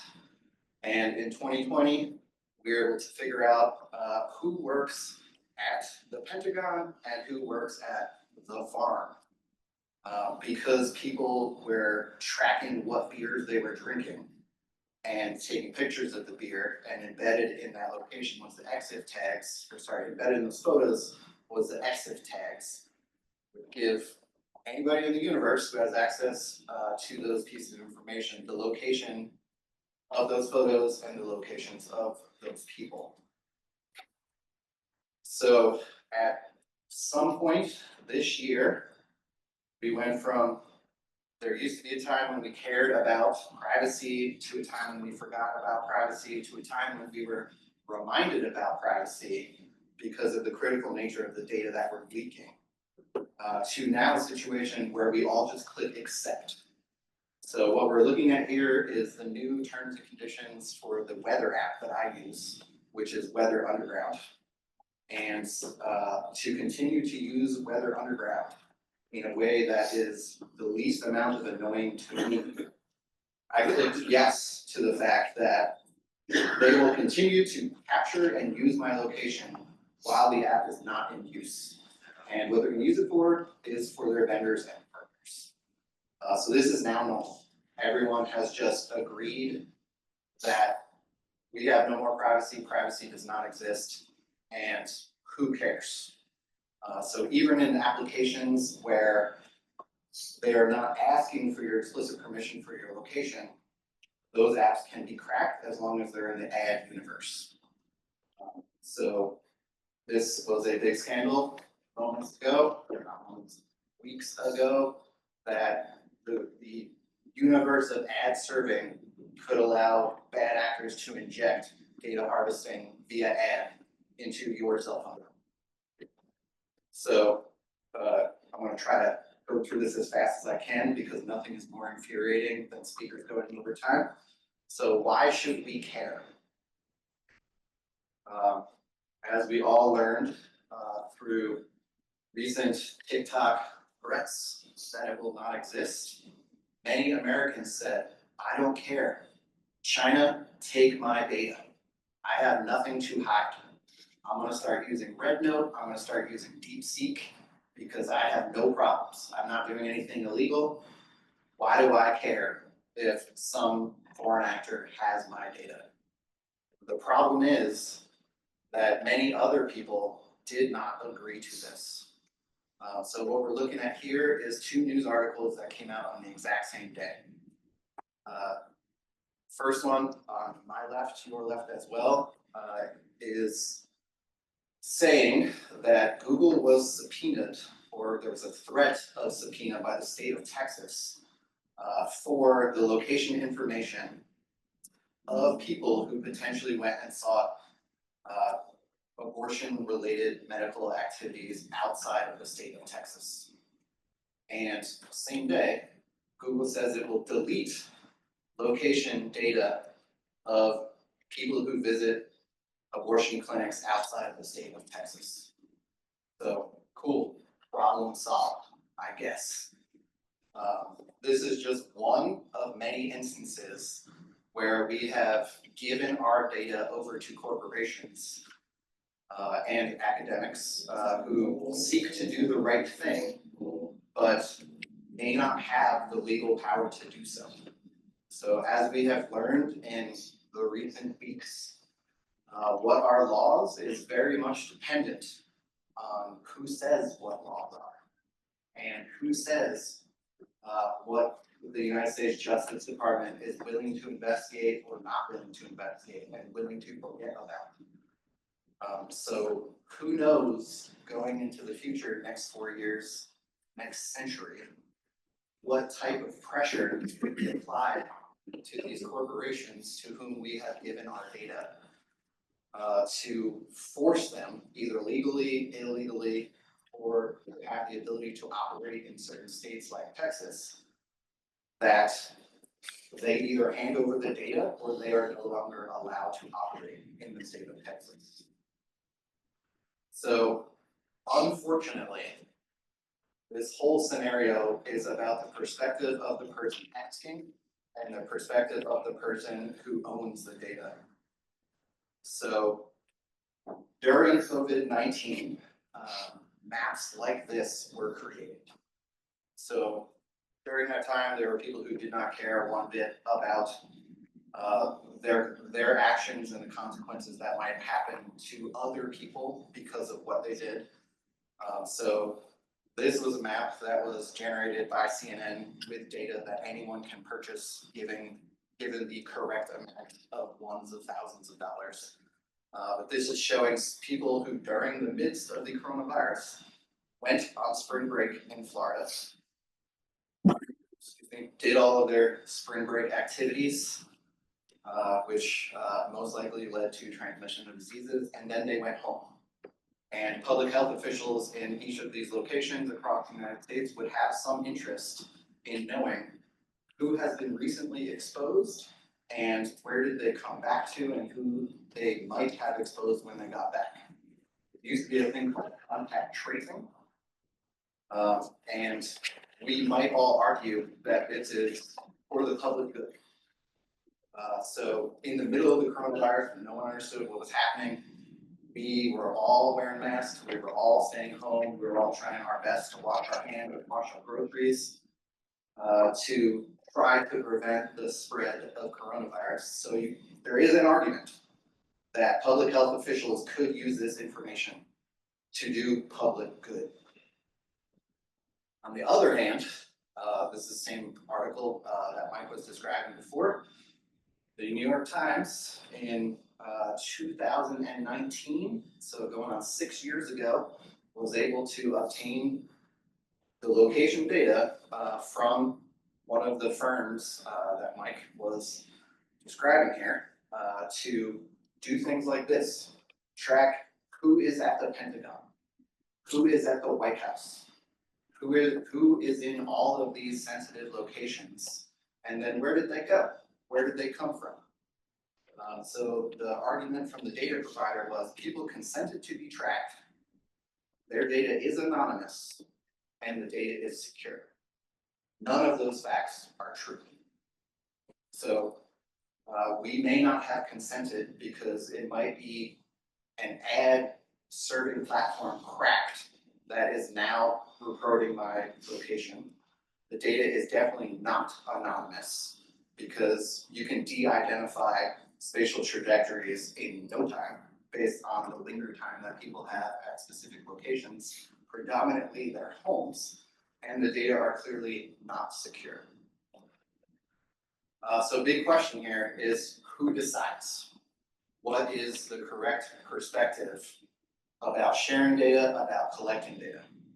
So in these trying times, you could imagine being a person in the United States, not with legal status, and Christy Nome asks you, we made this brand new database where we are requiring every single one of you who are in the country less than legally to self-report your location. If you were one of those people, would you do that? A little bit further back in time, if we were able to track everyone's GPS locations from their phones, would you have attended a Black Lives Matter protest? Today, would you attend an anti-Elon Musk Doge protest, knowing that the government has access to these data and they are real mean about it? So these are questions of perspective and what can we do about it? So the big problem here, and the image on the right, I believe is the official trademark image of Grok. That's a joke. But the problem here is that data never dies. Facebook buys companies, buys companies, buys companies, buys companies. So the original company that you signed the terms and conditions with, which might have been nice and protective of your data, is no longer in existence. So that company got purchased by another company, got purchased by another company, got purchased by another company, and now it's owned all by a giant data broker. And the large language models that are presently sucking up everything that we assume is fact-based information will shortly run out of facts if they have not already ran out of facts. And will start sucking up and consuming and making predictions with less than factual information. So I would argue that we cannot control ourselves. As a former PhD student in computer science, I was trained, you see data, you make copies of data. That is the number one rule, that data may not be there forever. So what can we do is everything we want to do. What should we do is a different question. And who is going to stop us is presently no one. So there are more civilized countries and regions in the world where they have things such as the GDPR, the General Data Protection Regulations. I believe only one state in the US presently has something similar, and the name of that state is California. So I am arguing that since we cannot control ourselves, we are always going to be trying to do everything we can. We, those who care about privacy and the effects and ethics of geospatial data, should be arguing for a geospatial data protection regulation. Because we have demonstrated time and time and time again that if it is possible, we will do it. And if we do it, it's going to be used for an unethical purpose in the future. So my recommendations are that every one of us, academics who are just trying to push the boundaries of what is possible, and all of the good things, and users of geospatial services, just remember that your location data is the farthest thing from private than you can possibly imagine. So, do we want our entire society based on the decisions presently that a corporation makes? All right, so Google at this time said, we swear to God, we are going to delete the location data of people who visit abortion clinics. That was then. What happens now? Google is just one example of one company, and they just happen to make public statements about it. There are other companies, as Mike described, 75, I think it said, that are collecting our location information, aggregating it, and selling it to anyone with money. And they do not make public statements. They do not care.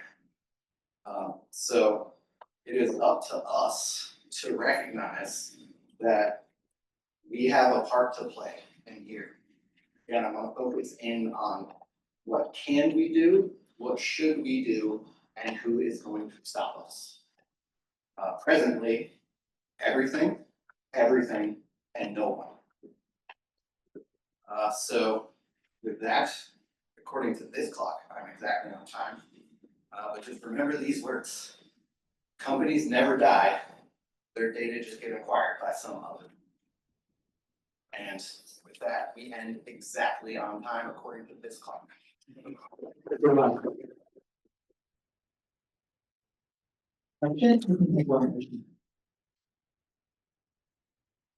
No, oh, one more. Thank you.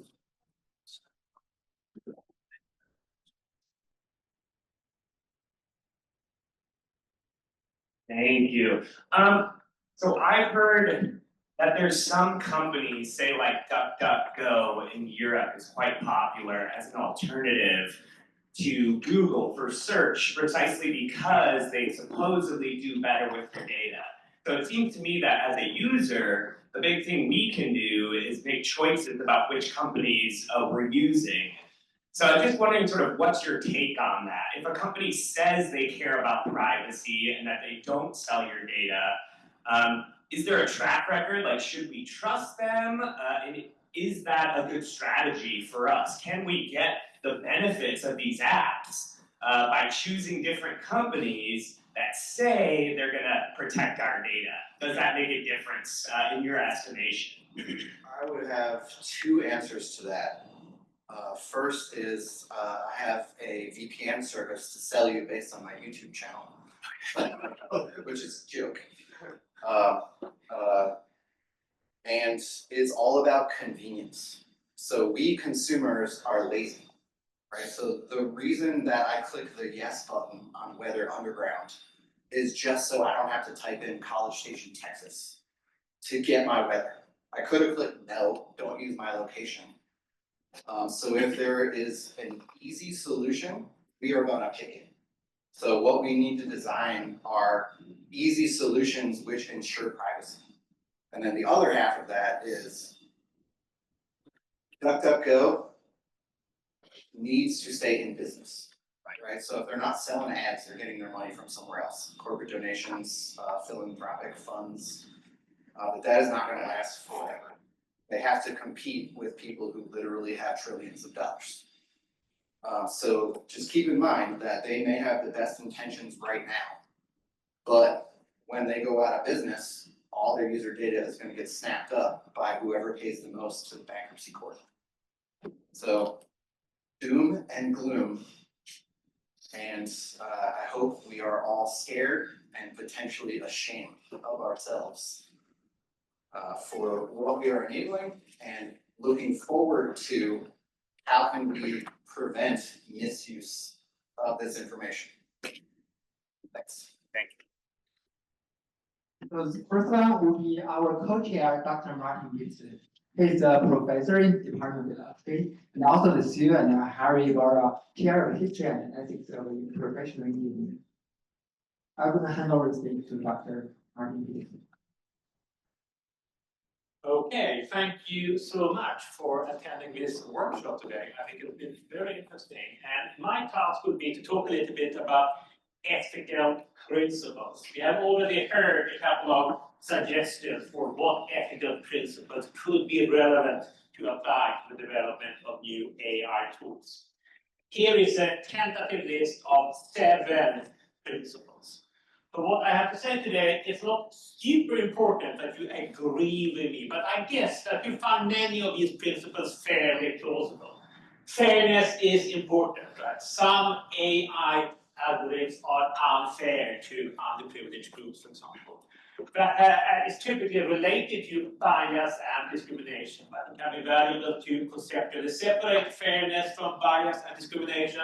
They are not always linked together. Transparency and explainability are also two related concepts, but in theory, something can be transparent without being very explainable. It can be so complex, for example. Autonomy and privacy. Most of the time, when my privacy is violated, my autonomy is also violated. But I can imagine, at least hypothetically, that my autonomy is violated, but not my privacy. We should, of course, avoid tools that harm human beings. But sometimes we don't actually harm people, we just put the risk of harm. So we can separate the concept of actual harm versus the risk of harm. We also want AI tools to be reliable and safe, that's somewhat related to harm. And of course, accountable. My point here is that it's unrealistic to think that all these principles can always be met. Countless examples of AI tools violate at least one of these principles. Ideally, we should comply with all of them, but there is no reason to think that we're going to be able to do that in the foreseeable future. We therefore have to be willing to make trade-offs. We aren't going to make any progress otherwise. How should we do that? How should we make moral compromises? What is an acceptable ethical compromise? And one possible solution is we have to do the compromise if we just give up. But that's a very gloomy and pessimistic view, which I will not defend here. The standard view here is that what we need to do is to develop methods for value alignment. We should try to align new AI systems with our human values. The person who invented that term was Stuart Russell. He wrote that for an autonomous system to be helpful to humans and pose no unwanted risk, it needs to align its values with those of humans in its environment in such a way that it actually contributes to the maximization of value for humans. IBM has similar things and many others. But this, of course, at a very, very abstract level. The big question is, how do we do this in practice? What are the relevant values? And how can we tell whether one AI system is better or worse aligned to, say, my values or your values than some alternative AI? So my research question here today that I want to say something about is, how can we measure the degree to which AI aligns with a set of moral values or principles? Some AIs are better aligned with my values than other AIs. Do we just count the number of principles that are being violated, or can we do something more sophisticated? Right, so that is a question I'm trying to say something about. And in the literature, at least 3 proposals have been put forward. 2 proposals that I don't like, and 1 proposal that I do like. So let me first say something about the 2 proposals that I don't like. Here's the first one.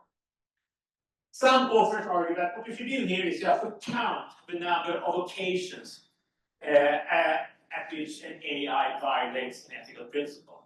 The more frequent the violations are, the worse is the AI aligned with our values. That is a very blunt measure that fails to recognize the fact that some ethical violations are much worse than others.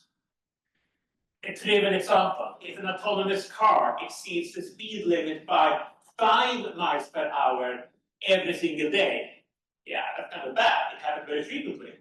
But it's probably better than having a car that only exceeds the speed limit by 50 miles per hour on a single occasion, right? Because the risk of causing accident if you exceed speed limit by 50 miles per hour is much higher than if it's just 5 miles per hour. So it's not really the number of violations we care about when we do ethics. It's sometimes better to have an AI that breaks a rule on many occasions if the violation is fairly minimal. It's much worse to have an AI that very fundamentally and severely violates a rule. That can be much worse from the ethical point of view. So let's not just try to count the number of violations. That's too blunt. Can we do better? Well, economists have proposed that we can use a little bit of economic theory here. We can try to measure the strength of our preference for one AI over another. And then we can use some fancy mathematical modeling, of course, because we can measure preferences if we are willing to make risky choices on our mortgage terms, etc. So what we could use as a possible measure of value alignment for AI is the average preference discrepancy between the decision maker and the AI, right?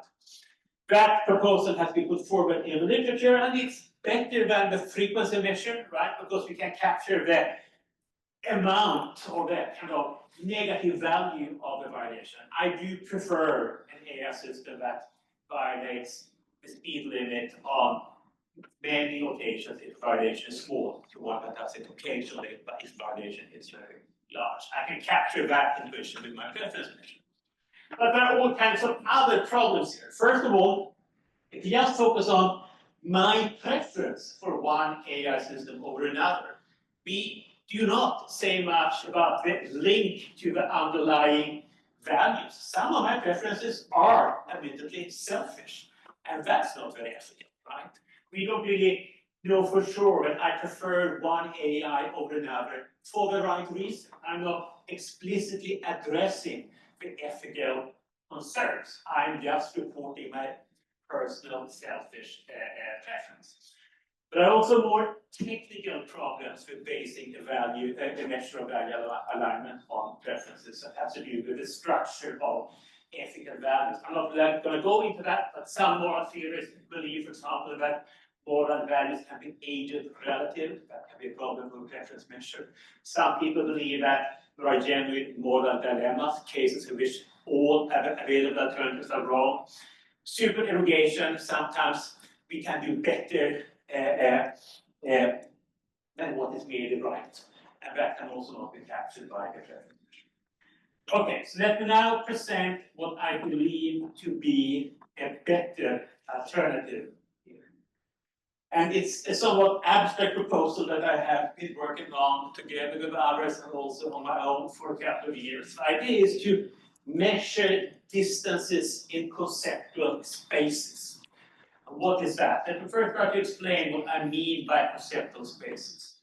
So that's a theory of how humans represent concepts developed by a cognitive scientist, Peter Gardnerforth, who was in turn inspired by the American cognitive scientist Elmore Roche, who did groundbreaking work back in the 1970s on prototype theory. So for example, why do humans classify some people as children and others as adults? Well, we can ask people to compare how similar this person is to that person, how similar is that person to that person. And then we map all those similarity judgments, and we find that, well, children tend to be people below a certain age and below a certain height. They are perceived as more similar to each other than the adults who are above a certain age and above a certain height. Another, perhaps even more obvious example, if we ask human beings to tell us how similar various fruits are, right? And then we try to figure out what is it that's driving these similarity judgments. Well, we try to clump yellow fruits together, red fruits together, green ones together. And we can, by using statistical methods such as multidimensional scaling, try to figure out what the factors are that explain our similarity judgment. And it turns out that, well, it could be the color and the sweetness and the roundness of the object. So bananas have a certain shape, they are kind of clumped together by some similarity judgments. Pears are green and oranges are orange, etc., etc.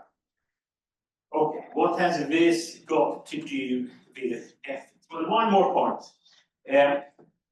If we represent concepts as conceptual spaces, it has been pointed out that many such concepts tend to be convex and well-formed.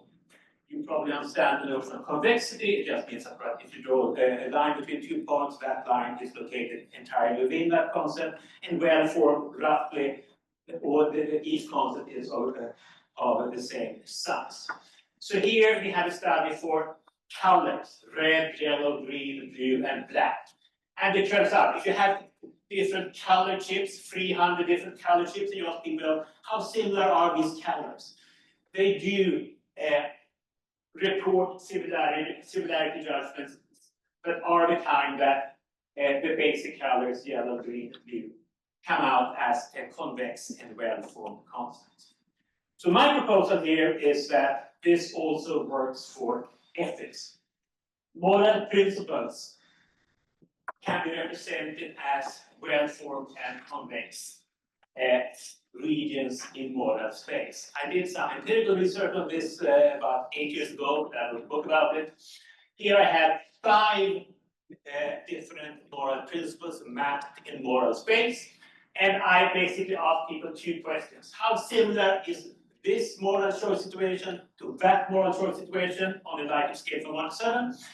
And which of the following moral principles would you apply to this moral choice situation? And it turns out that moral choice situations that are perceived by us human beings as more similar are also ones that are perceived to be people that apply the same moral principle, right? And that's good news for this conceptual space approach. Moral similarities explain what moral principles we are willing to apply. Okay, what has this got to do with value alignment and AI? How can I use this empirical claim about moral perception for doing something? Well, Aristotle was a pretty smart guy. He pointed out that we should treat like cases alike. We can generalize that and say that the more similar a case is to another, the stronger reason do we have to apply the same moral principle in those cases. We can identify moral prototype cases that we use for placing other cases, locating other cases in moral space. Here I have two principles, the precautionary principle, the cost-benefit principle, and a prototype, a non-pragmatic case in between. Right? The more similar it is to one of those prototypes, the stronger is the reason to apply that principle. That's the idea. And I can make this even more technical. I can present more data for thinking that this works in practice. I have done some work with psychologists that support that idea. And I also believe that we can use this for measuring value alignment. If I have a set of moral principles, I have a set of cases to which we want to apply those principles, I can map incorrect applications of those principles in moral space. Look, for example, at distance 1. PP, the little PP case there. That's a location in moral space of a particular moral choice situation.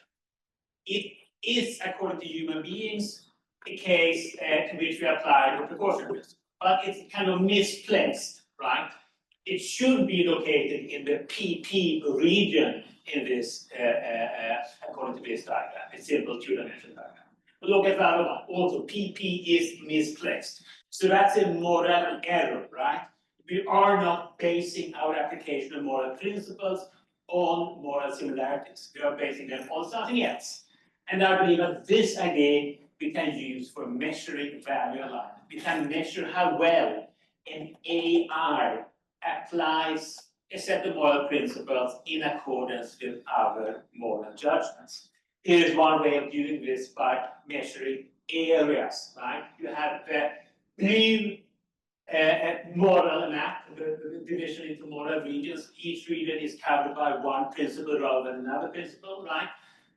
We humans divvy up moral space according to the blue lines. The AI divvy up moral space according to the orange lines. And look, they do not match perfectly. The measure of value alignment in this case is basically the total area that it does not fit in the correct place. So I do believe that this measure is more nuanced than the two others, the frequency measure and the preference-based measure, because it can capture how wrong something is, how far away a misplaced case is in moral space. But it also cares about, pays attention to the number on this case. So therefore, this seems to work a little bit better. I tried to apply this measure to ChatGPT a couple of, about 1 year ago.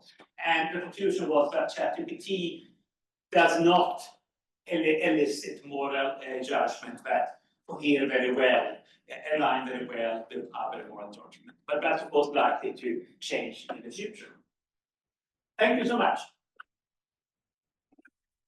Thank you. That really blew my mind.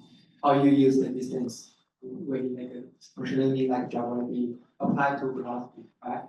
Yeah, my thought is that it can be applied to almost any application in AI, right? As long as you're able to say something about similarities, which is typically something that AI does pretty well. And then, right, pick your favorite principles. If you don't like my list of principles, pick some other list, and then you can measure your degree of value alignment. Exactly. So we got time for a question. So yeah.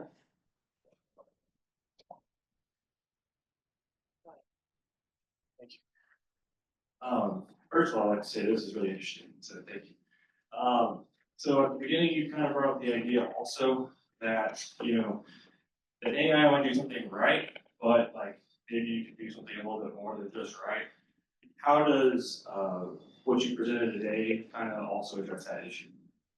The honest answer is it doesn't. My measure isn't perfect. That's an unresolved issue. But if you have a suggestion, I would be more than happy to listen to it, right? So all I can do is to say how wrong or how far away you are from the right region. I could, of course, assign weights to subsets of that region. Right? So this smaller part, this is the more right space. But that seems to become a little bit arbitrary. I have no obvious way of kind of making sense of that intuition. So let's welcome to our next speaker, Dr. James Cavalier, who is a professor in the Department of Computer Science and Engineering. He's also working researcher at Google DeepMind, and I know he's done tons of the interdisciplinary research in terms of politics, computer science, social media, right? So let's hand over the stage to Dr. Cavalier.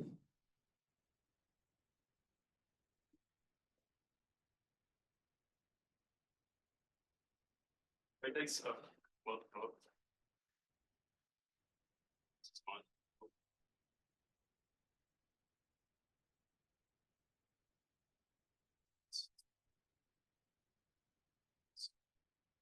Hello? Okay. Thanks. Yeah, thanks so much for the introduction. Thanks. Really enjoyed all the talks so far. Many quite interesting talks. Looking forward to more this afternoon. Yeah, so I'm a computer scientist, not a geographer. Occasionally I get to talk to geographers and I learn a lot from them. But today what I want to talk about is just some of my thoughts about kind of ethical AI and in particular neglected tales. Some of this may be very kind of obvious to you, and if it is great, if it's not, I hope I can kind of get you excited about looking at some of these topics. So basically, right, I mean, we live in this time, we all know that all the applications we use or very soon will be powered by some kind of AI. You've seen it with Google, they put those sort of AI overviews are already in the way, maybe you like it, maybe you don't like it. But I'm sure many of you are using ChatGPT, or perhaps code generation assistance, clinical decision support, et cetera, et cetera. But we know that those AI-powered systems, they already raise a number of risks and harms. These are all the examples I'm showing. These are kind of mainly kind of pre this sort of LLM world.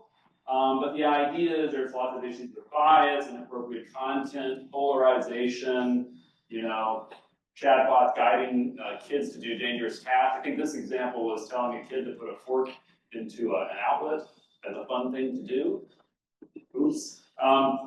And you can imagine these risks are only going to get bigger and bigger, and Dan earlier highlighted a number of very scary examples. And so in our research, and I imagine many of you, you're thinking about how do we develop responsible AI-powered systems, right? This kind of motivates a lot of the stuff that we're working in my group. But one thing you'll notice, and I really appreciated the previous discussion, is I'm a computer scientist. I'm definitely not a philosopher. We're really good at developing algorithms and systems, but I think we as a community don't have a good handle on how to operationalize responsibility. And so I've written many papers where we have some notion of fairness or trust, and I'm scared to think if my philosopher or ethicist friends were to read those papers, they would probably be quite sad at kind of the naive notions that we have. And so I really appreciate that we're having this meeting today. I hope that we can have even more close collaboration because we're entering a very uncertain time right now, with lots of excitement, but also lots of kind of risk, fraught with great risks. What I want to do for the next little bit is kind of talk to you from the perspective of like an application that I care a lot about and I do a lot of work with. So this is like model or algorithmic bias. You may have heard this phrase. I'm going to look at it in the context of like a recommendation. So if you use YouTube or TikTok or even what shows up on your Facebook feed or whatnot, there's some algorithm, right? People often talk about the algorithm, determining what it is you see, what you're exposed to. And so one of the classic problems we face is that you may have some kind of skew in your original training data that you build your model over, but the model can then accentuate or exacerbate that skew, right? So amplifying some imbalance. And so I'm going to show you a very concrete, very practical example. There's a million of these that you can cook up. This one is what we call mainstream bias. And so let's just look at some movies here, right? And so the key here is you can imagine you have these green users, they like the mainstream interest and taste, a bunch of blockbuster films. But then you have some weirdos like me who like classic silent films, or maybe your parents like to watch some 1980s award-winning films, right? And so the idea is you have sort of some users are more mainstream and some have more niche interest. And as figured to the right here, You don't worry too much about what the numbers mean. This is sort of a measure of, this is a kind of a measure of goodness. Oops. And what I'm trying to show here is that the mainstream users, many of these models do a really good job at modeling. And so we kind of provide them high quality kind of capabilities of service. But these niche users have, you can see it way lower, right? They have kind of a worse experience. And so it turns out, you may say, well, gosh, Cav, I like, silent films and blockbuster movies. And, oh, sure. The issue is across many different dimensions, oftentimes will be in the mainstream, but for many things will be in the niche side. So I've heard someone describe it as we're all kind of weird in some dimension, right? And so the idea is sort of this universal problem, okay? And so one of the issues is if you go build like an algorithm to try to serve those different kinds of users, and again, don't worry about, these are 3 different data sets. What I'm showing you is, again, sort of less mainstream, more mainstream, as you move across.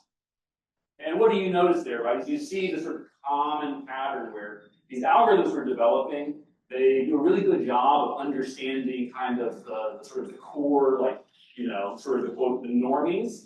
But kind of as you get less and less mainstream, the model performance is much worse. Okay? And so you'll see this all over the place. And we've done a lot of work in this space. So this is now my aha moment, and when I kind of push back to the audience, is that if you're looking at a distribution like this, right? So this is, this is better, this is obviously worse over here. When we're trying to improve upon this model, one of the challenges we face is all those groups to the right, that may be 90% of the people, okay? And so if I'm trying to improve my top line metric, right, to tell my boss, we've got more ad revenue or whatever, that kind of argues in many cases, you know what, if I can squeeze that a little bit higher, that's going to translate, because that's where the mass of people are, that's going to move my bottom line a lot more than if I moved it for the less mainstream people. I find that quite unsatisfactory, okay? And so we were thinking about this problem and with my students and trying to figure out, well, which of those numbers do we try to improve, okay? And so again, I'm a computer scientist, not a philosopher, but I did take Philosophy 101, okay? And so we learned about John Rawls, right, his theory of justice. So if you don't know this, he has the veil of ignorance, right? So the idea is you're trying to sort of imagine a world you would like to build, not knowing who you are, right? So the idea is not knowing if you're going to be rich or poor, live in the US or live abroad, what language you can speak, and so on and so forth. The idea is that what kind of world would you like to build? And then you sort of raise the veil, and then that's the kind of world we would like to develop. There's lots of issues, and I'm criticism of this and so on and so forth.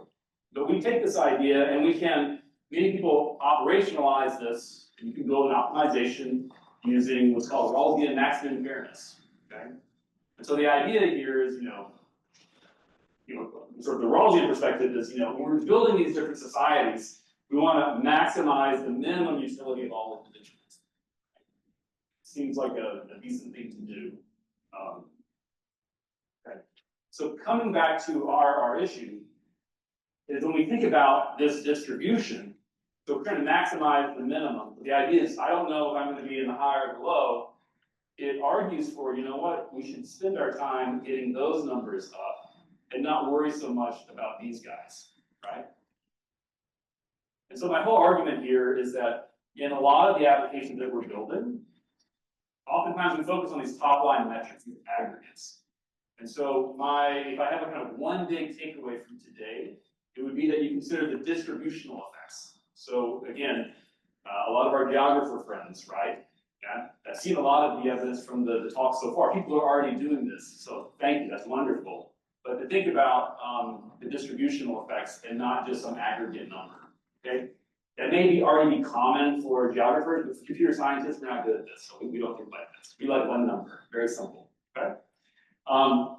This idea of neglecting tails, or kind of these tails of distributions, is where I think we should put a lot of emphasis. And my next kind of argument is that these distributional effects are everywhere.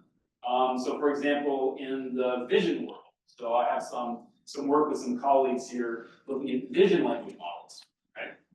And so if you look at the left-hand figure there, this is the frequency of concepts in a very large data set of images.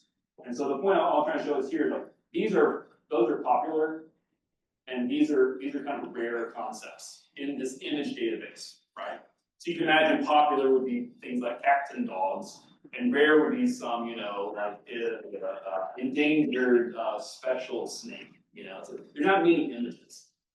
And the point is, if you just take these big vision language models, or sort of in analogy to our large language model, ChatGPT and so forth, if the training data has this kind of distributional effect, when we go deploy it, now what I'm showing you is an accuracy number, so again, sort of a goodness metric.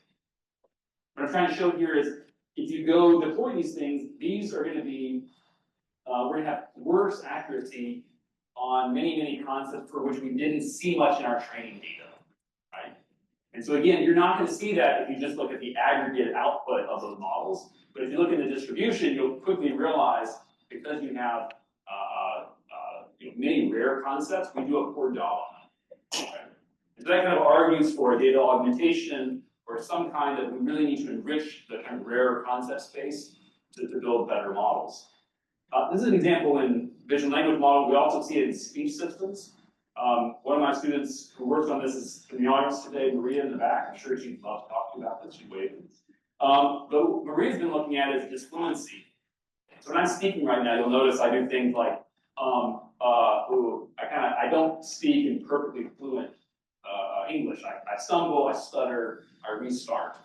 And so what I'm trying to show you here is basically imagine as we increase sort of my stuttering or as my disfluencies increase, this is again a summarization quality degrades.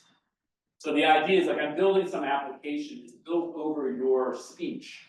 The idea here is like if you're a super fluent speaker, those models, ChatGPT, et cetera, these assistants are going to give you better services, right? But if you're an extreme stutterer, or if you have many considerable disfluent speech, those models will start breaking down. So again, this to me is a distributional effect. We really need to think about how we design these systems so that we're not optimizing kind of for the head of the distribution, that we really consider these long tails or neglected tails. Okay? So to wrap up this kind of part of the talk, just the part. Basically, my big takeaway is top-line metrics important, distributional effects super important across many applications, obviously in Geo as well. Many of the state-of-the-art algorithms and systems we're building, they're not considering the neglected tails. And so I want us as system designers, also as users, to identify and think about these edge cases and these long tails. Okay. So I'm not Steve Jobs, but I do have one more thing. So if you'll bear with me for 2 more minutes. Many of our speakers today said, wow, it's so exciting to be here. Dr. Goodchild, the godfather of the area is here. And so I'm a computer scientist. Back in 2010, I went to Santa Barbara for a workshop. I was invited by my colleague, Dan Sway, former Aggie, I think he's now at Virginia Tech.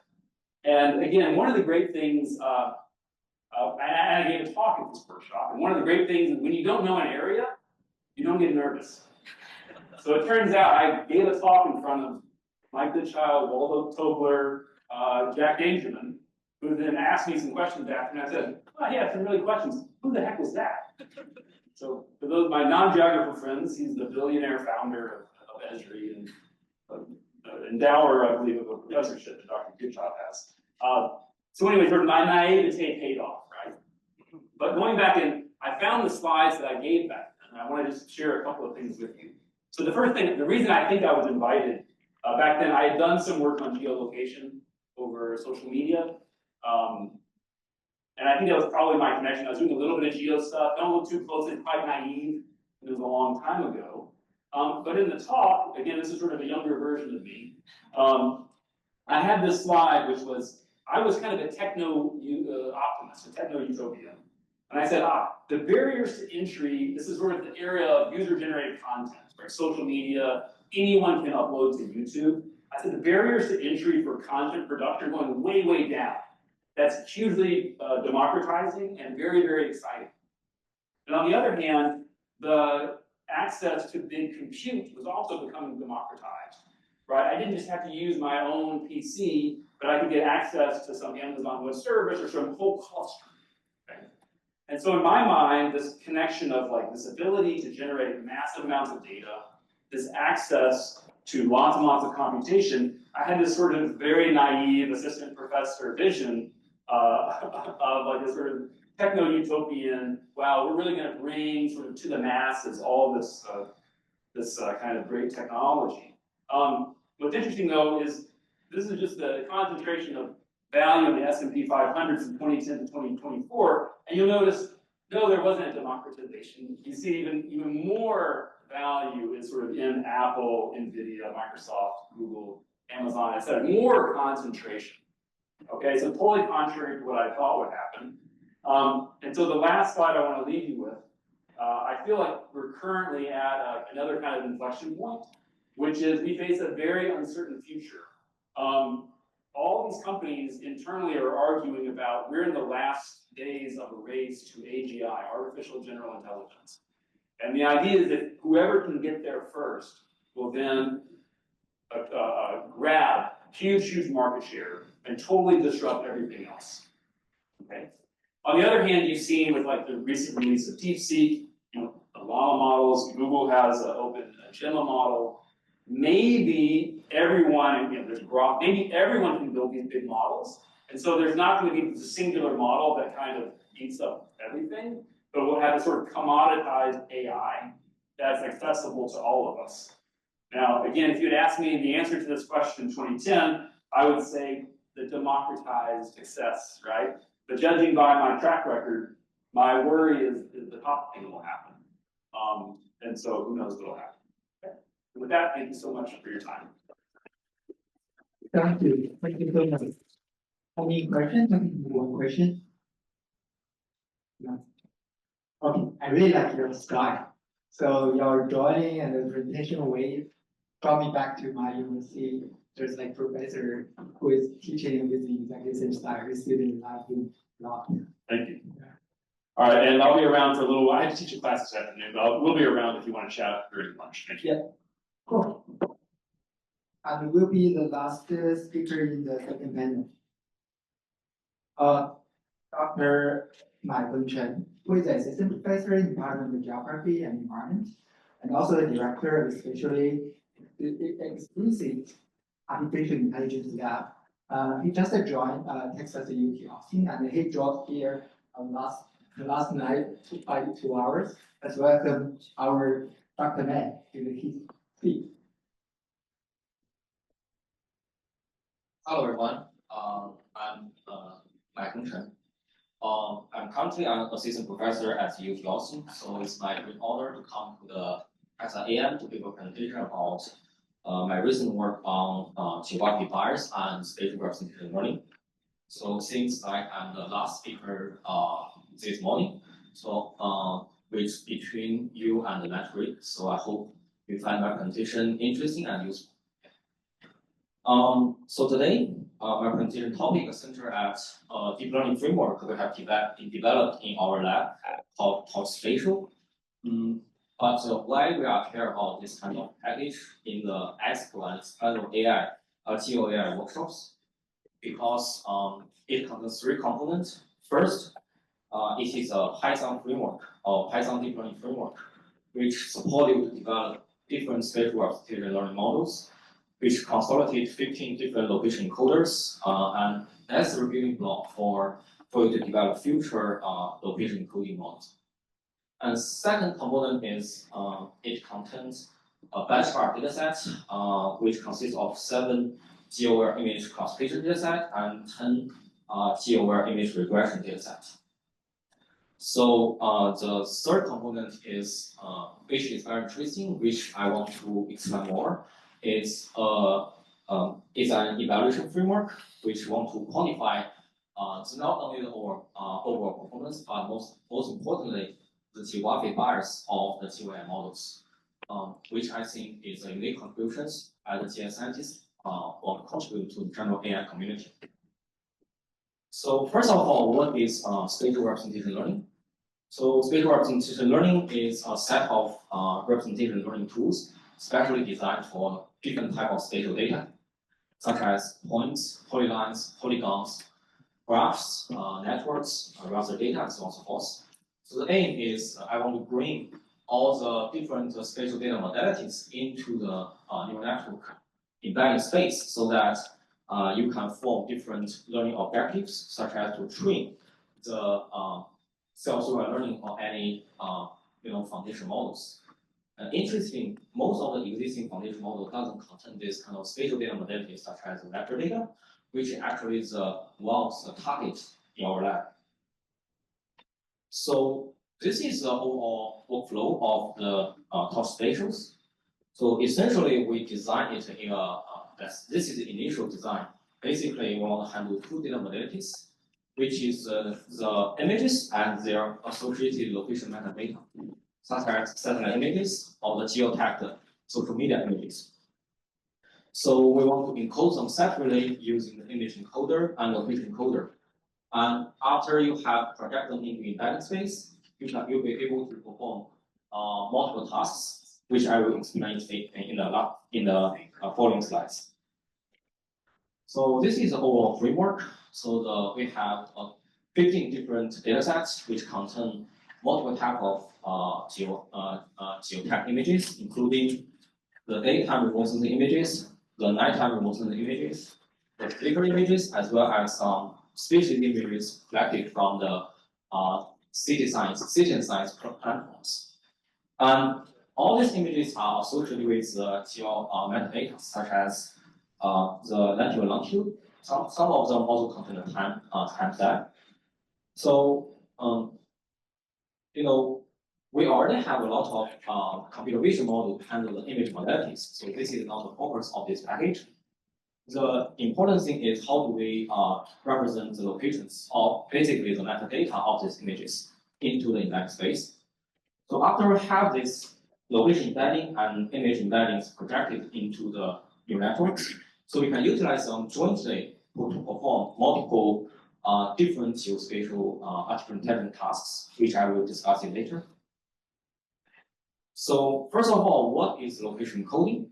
So I have multiple papers on these topics. So essentially, it's a representation learning framework which support you to project the geographic coordinates into the neural network space, so that it can be utilized in any unsupervised learning, self-supervised learning, or unsupervised learning frameworks. So the aim for this framework is to say, I want to provide a pattern just like the torch vision, torch audios, or like PyTorch geometry, such as the GIS scientists or any other like geospatial researchers do not need to implement this representation model by themselves. It's just need to install this package and then just apply it on your data set. So we have implemented 15 different location coders. We have been published in various AI conferences, which classifies them into two categories: 2D location coders and 3D. Here, the 3D represents that we want to consider the spherical nature of the geographic coordinates, such that they are in the spherical surface, but they are not in the 2D Euclidean space. So the first general task we're considering is called geo-aware image classification. So essentially, given locations as well as their images, we want to encode them separately using the image encoders and location encoders. And they fit into the image classifier and location classifier, and their prediction would be multiplied to perform to achieve different downstream tasks, such as fungi species recognitions, object recognitions, and land use classifications. So we have 7 different datasets to support this, to evaluate different location coders. We also have a sort of dataset and implementation to support geo-aware image regression tasks. So, for example, when you project them into the embedding space, instead of multiply their probabilities, we can concatenate them together so that we can fit into a regression head for various different tasks, such as economic, social economic development predictions, landscape variable predictions, urbanization matrix predictions, and so on and so forth. So this is a table of all the data sets we have included in the packages. The objective for this package is not say that you can only use this framework for this kind of task, but because this is already well established, if you want to develop the future location coder, this benchmark will be useful for you to evaluate them and compare with the existing models. However, you can also use the existing model to use other downstream tasks such as graph neural networks, transformers, and so on and so forth.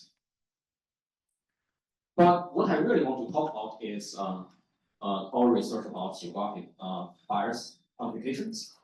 So our previous speaker had discussed about reproducibilities, model bias, and geographic generalizabilities. So we have been thinking about a lot in terms of in a GeoAI context.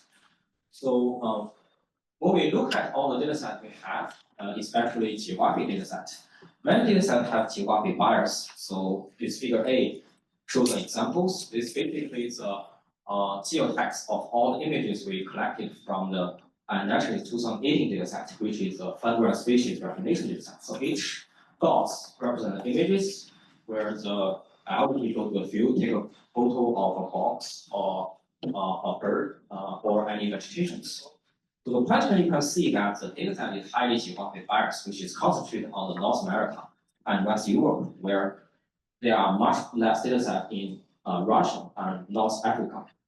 So this caused a lot of problems when you want to learn these models. However, the question is how much different models is react to this kind of data bias, data geographic bias, and how can we quantify them? And the question is how can we compare different models to see whether this model is much more sensitive to this kind of bias and the other is more robust. So this is the question I want to answer.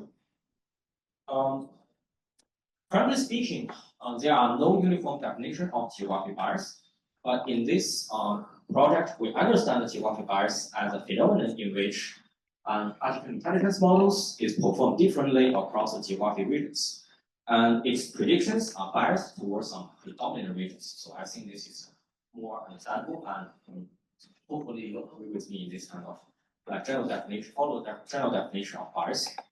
So in this figure, we show an example of model performance on the functional map of the world dataset, which is a widely used satellite image classification dataset.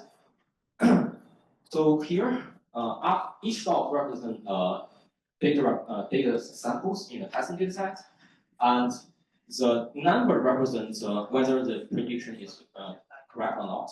And when we run the hotspot analysis, we can see that the coast and the rest are very, very clear. So there are regions where the model performs very well, but there are regions where the model performs very poorly. So this clearly indicates after training on this widely used geographic dataset, the model have a high geographic bias. So what does that imply? That implies that if a model have a lower geographic bias, that means the probabilities of accounting wrong predictions is more random or more uniform across the region of interest. That's our understanding derived by the previous definition of geographic bias. So the problem is, okay, as a GIS scientist, why not we stand on the shoulder of the gravity? Can we use the existing classic spatial statistics measures, such as Gary C's, Maurice I's, or any other point pattern analysis method to quantify this bias? Unfortunately, we cannot. Why? Because the classic spatial correlation statistics cannot measure this bias because they are not numerically comparable across different spatial patterns. So this figure illustrates the given. So here we have two patterns, and if we use Maurice I to quantify their spatial autocorrelations, we can see, okay, they are spatial autocorrelated, but they have the same Maurice I numbers. Can we see they have the same level of spatial autocorrelation? No, because this Maurice I by design is for hypothesis test purpose. It can be used to see whether it has positive or negative spatial autocorrelations, but you cannot see whether this pattern has a stronger autocorrelation compared to others. But we definitely need this kind of measure because first, we need to use this kind of measure to compare across different models. We can consider that different model will generate a pattern, and if we compare across the patterns, we can compare their model performance. But also in terms of solving the problem, in terms of geographic device, if we cannot have a model which is comparable across the patterns, we cannot utilize them into a learning objective for device models. So that become a dilemma. So how do we solve that? So fortunately, we have to design new measures called spatial self-information, which received the best paper in COSI last year. So the idea is, okay, I want to use a Gaussian or normal distributions to approximate the probabilities of observing certain type of spatial patterns. So for example, here, these two patterns, we can, basically, based on mathematics proofs, we find out under some assumptions, the spatial self-informations can follow a normal distributions, and we can use the probabilities of observing certain patterns as one measure to quantify how correlated them in these patterns. And because they are follow the same distributions, so we can compare them. This implies that the lower the probability is, the less likely the current spatial patterns are arise randomly, which means they consequently have stronger spatial autocorrelations. So that means we can utilize this SSI to quantify the geographic bias by ranking different patterns. So you can see on the upper half of the plot, we compute the marine size scores for different patterns, but it doesn't, although we rank them by the marine size values, but doesn't mean any meanings because marine size cannot be compared across different patterns. But by using SSI, we can actually rank them based on the values to see which one has a stronger spatial autocorrelations. So this SSI value can not only be applied on raster data, but also can apply on marked or unmarked spatial point patterns, which is actually what we use to quantify the model performance. So actually, if we use SSI for geographic bias quantifications, so the unmarked SSI means I want to quantify whether the data sample itself is geographic bias without considering the model performance. Basically, whether the testing data set location is biased sampled. Where the marked SSI means we jointly consider the sampling bias as well as the model performance bias geographically. So this is basically the framework. If you are interested in this package, you can scan this QR code. So we have a website as well as user tutorials, as well as provide all the database to evaluate the models. Thank you so much. Thank you. So we can have a question from here.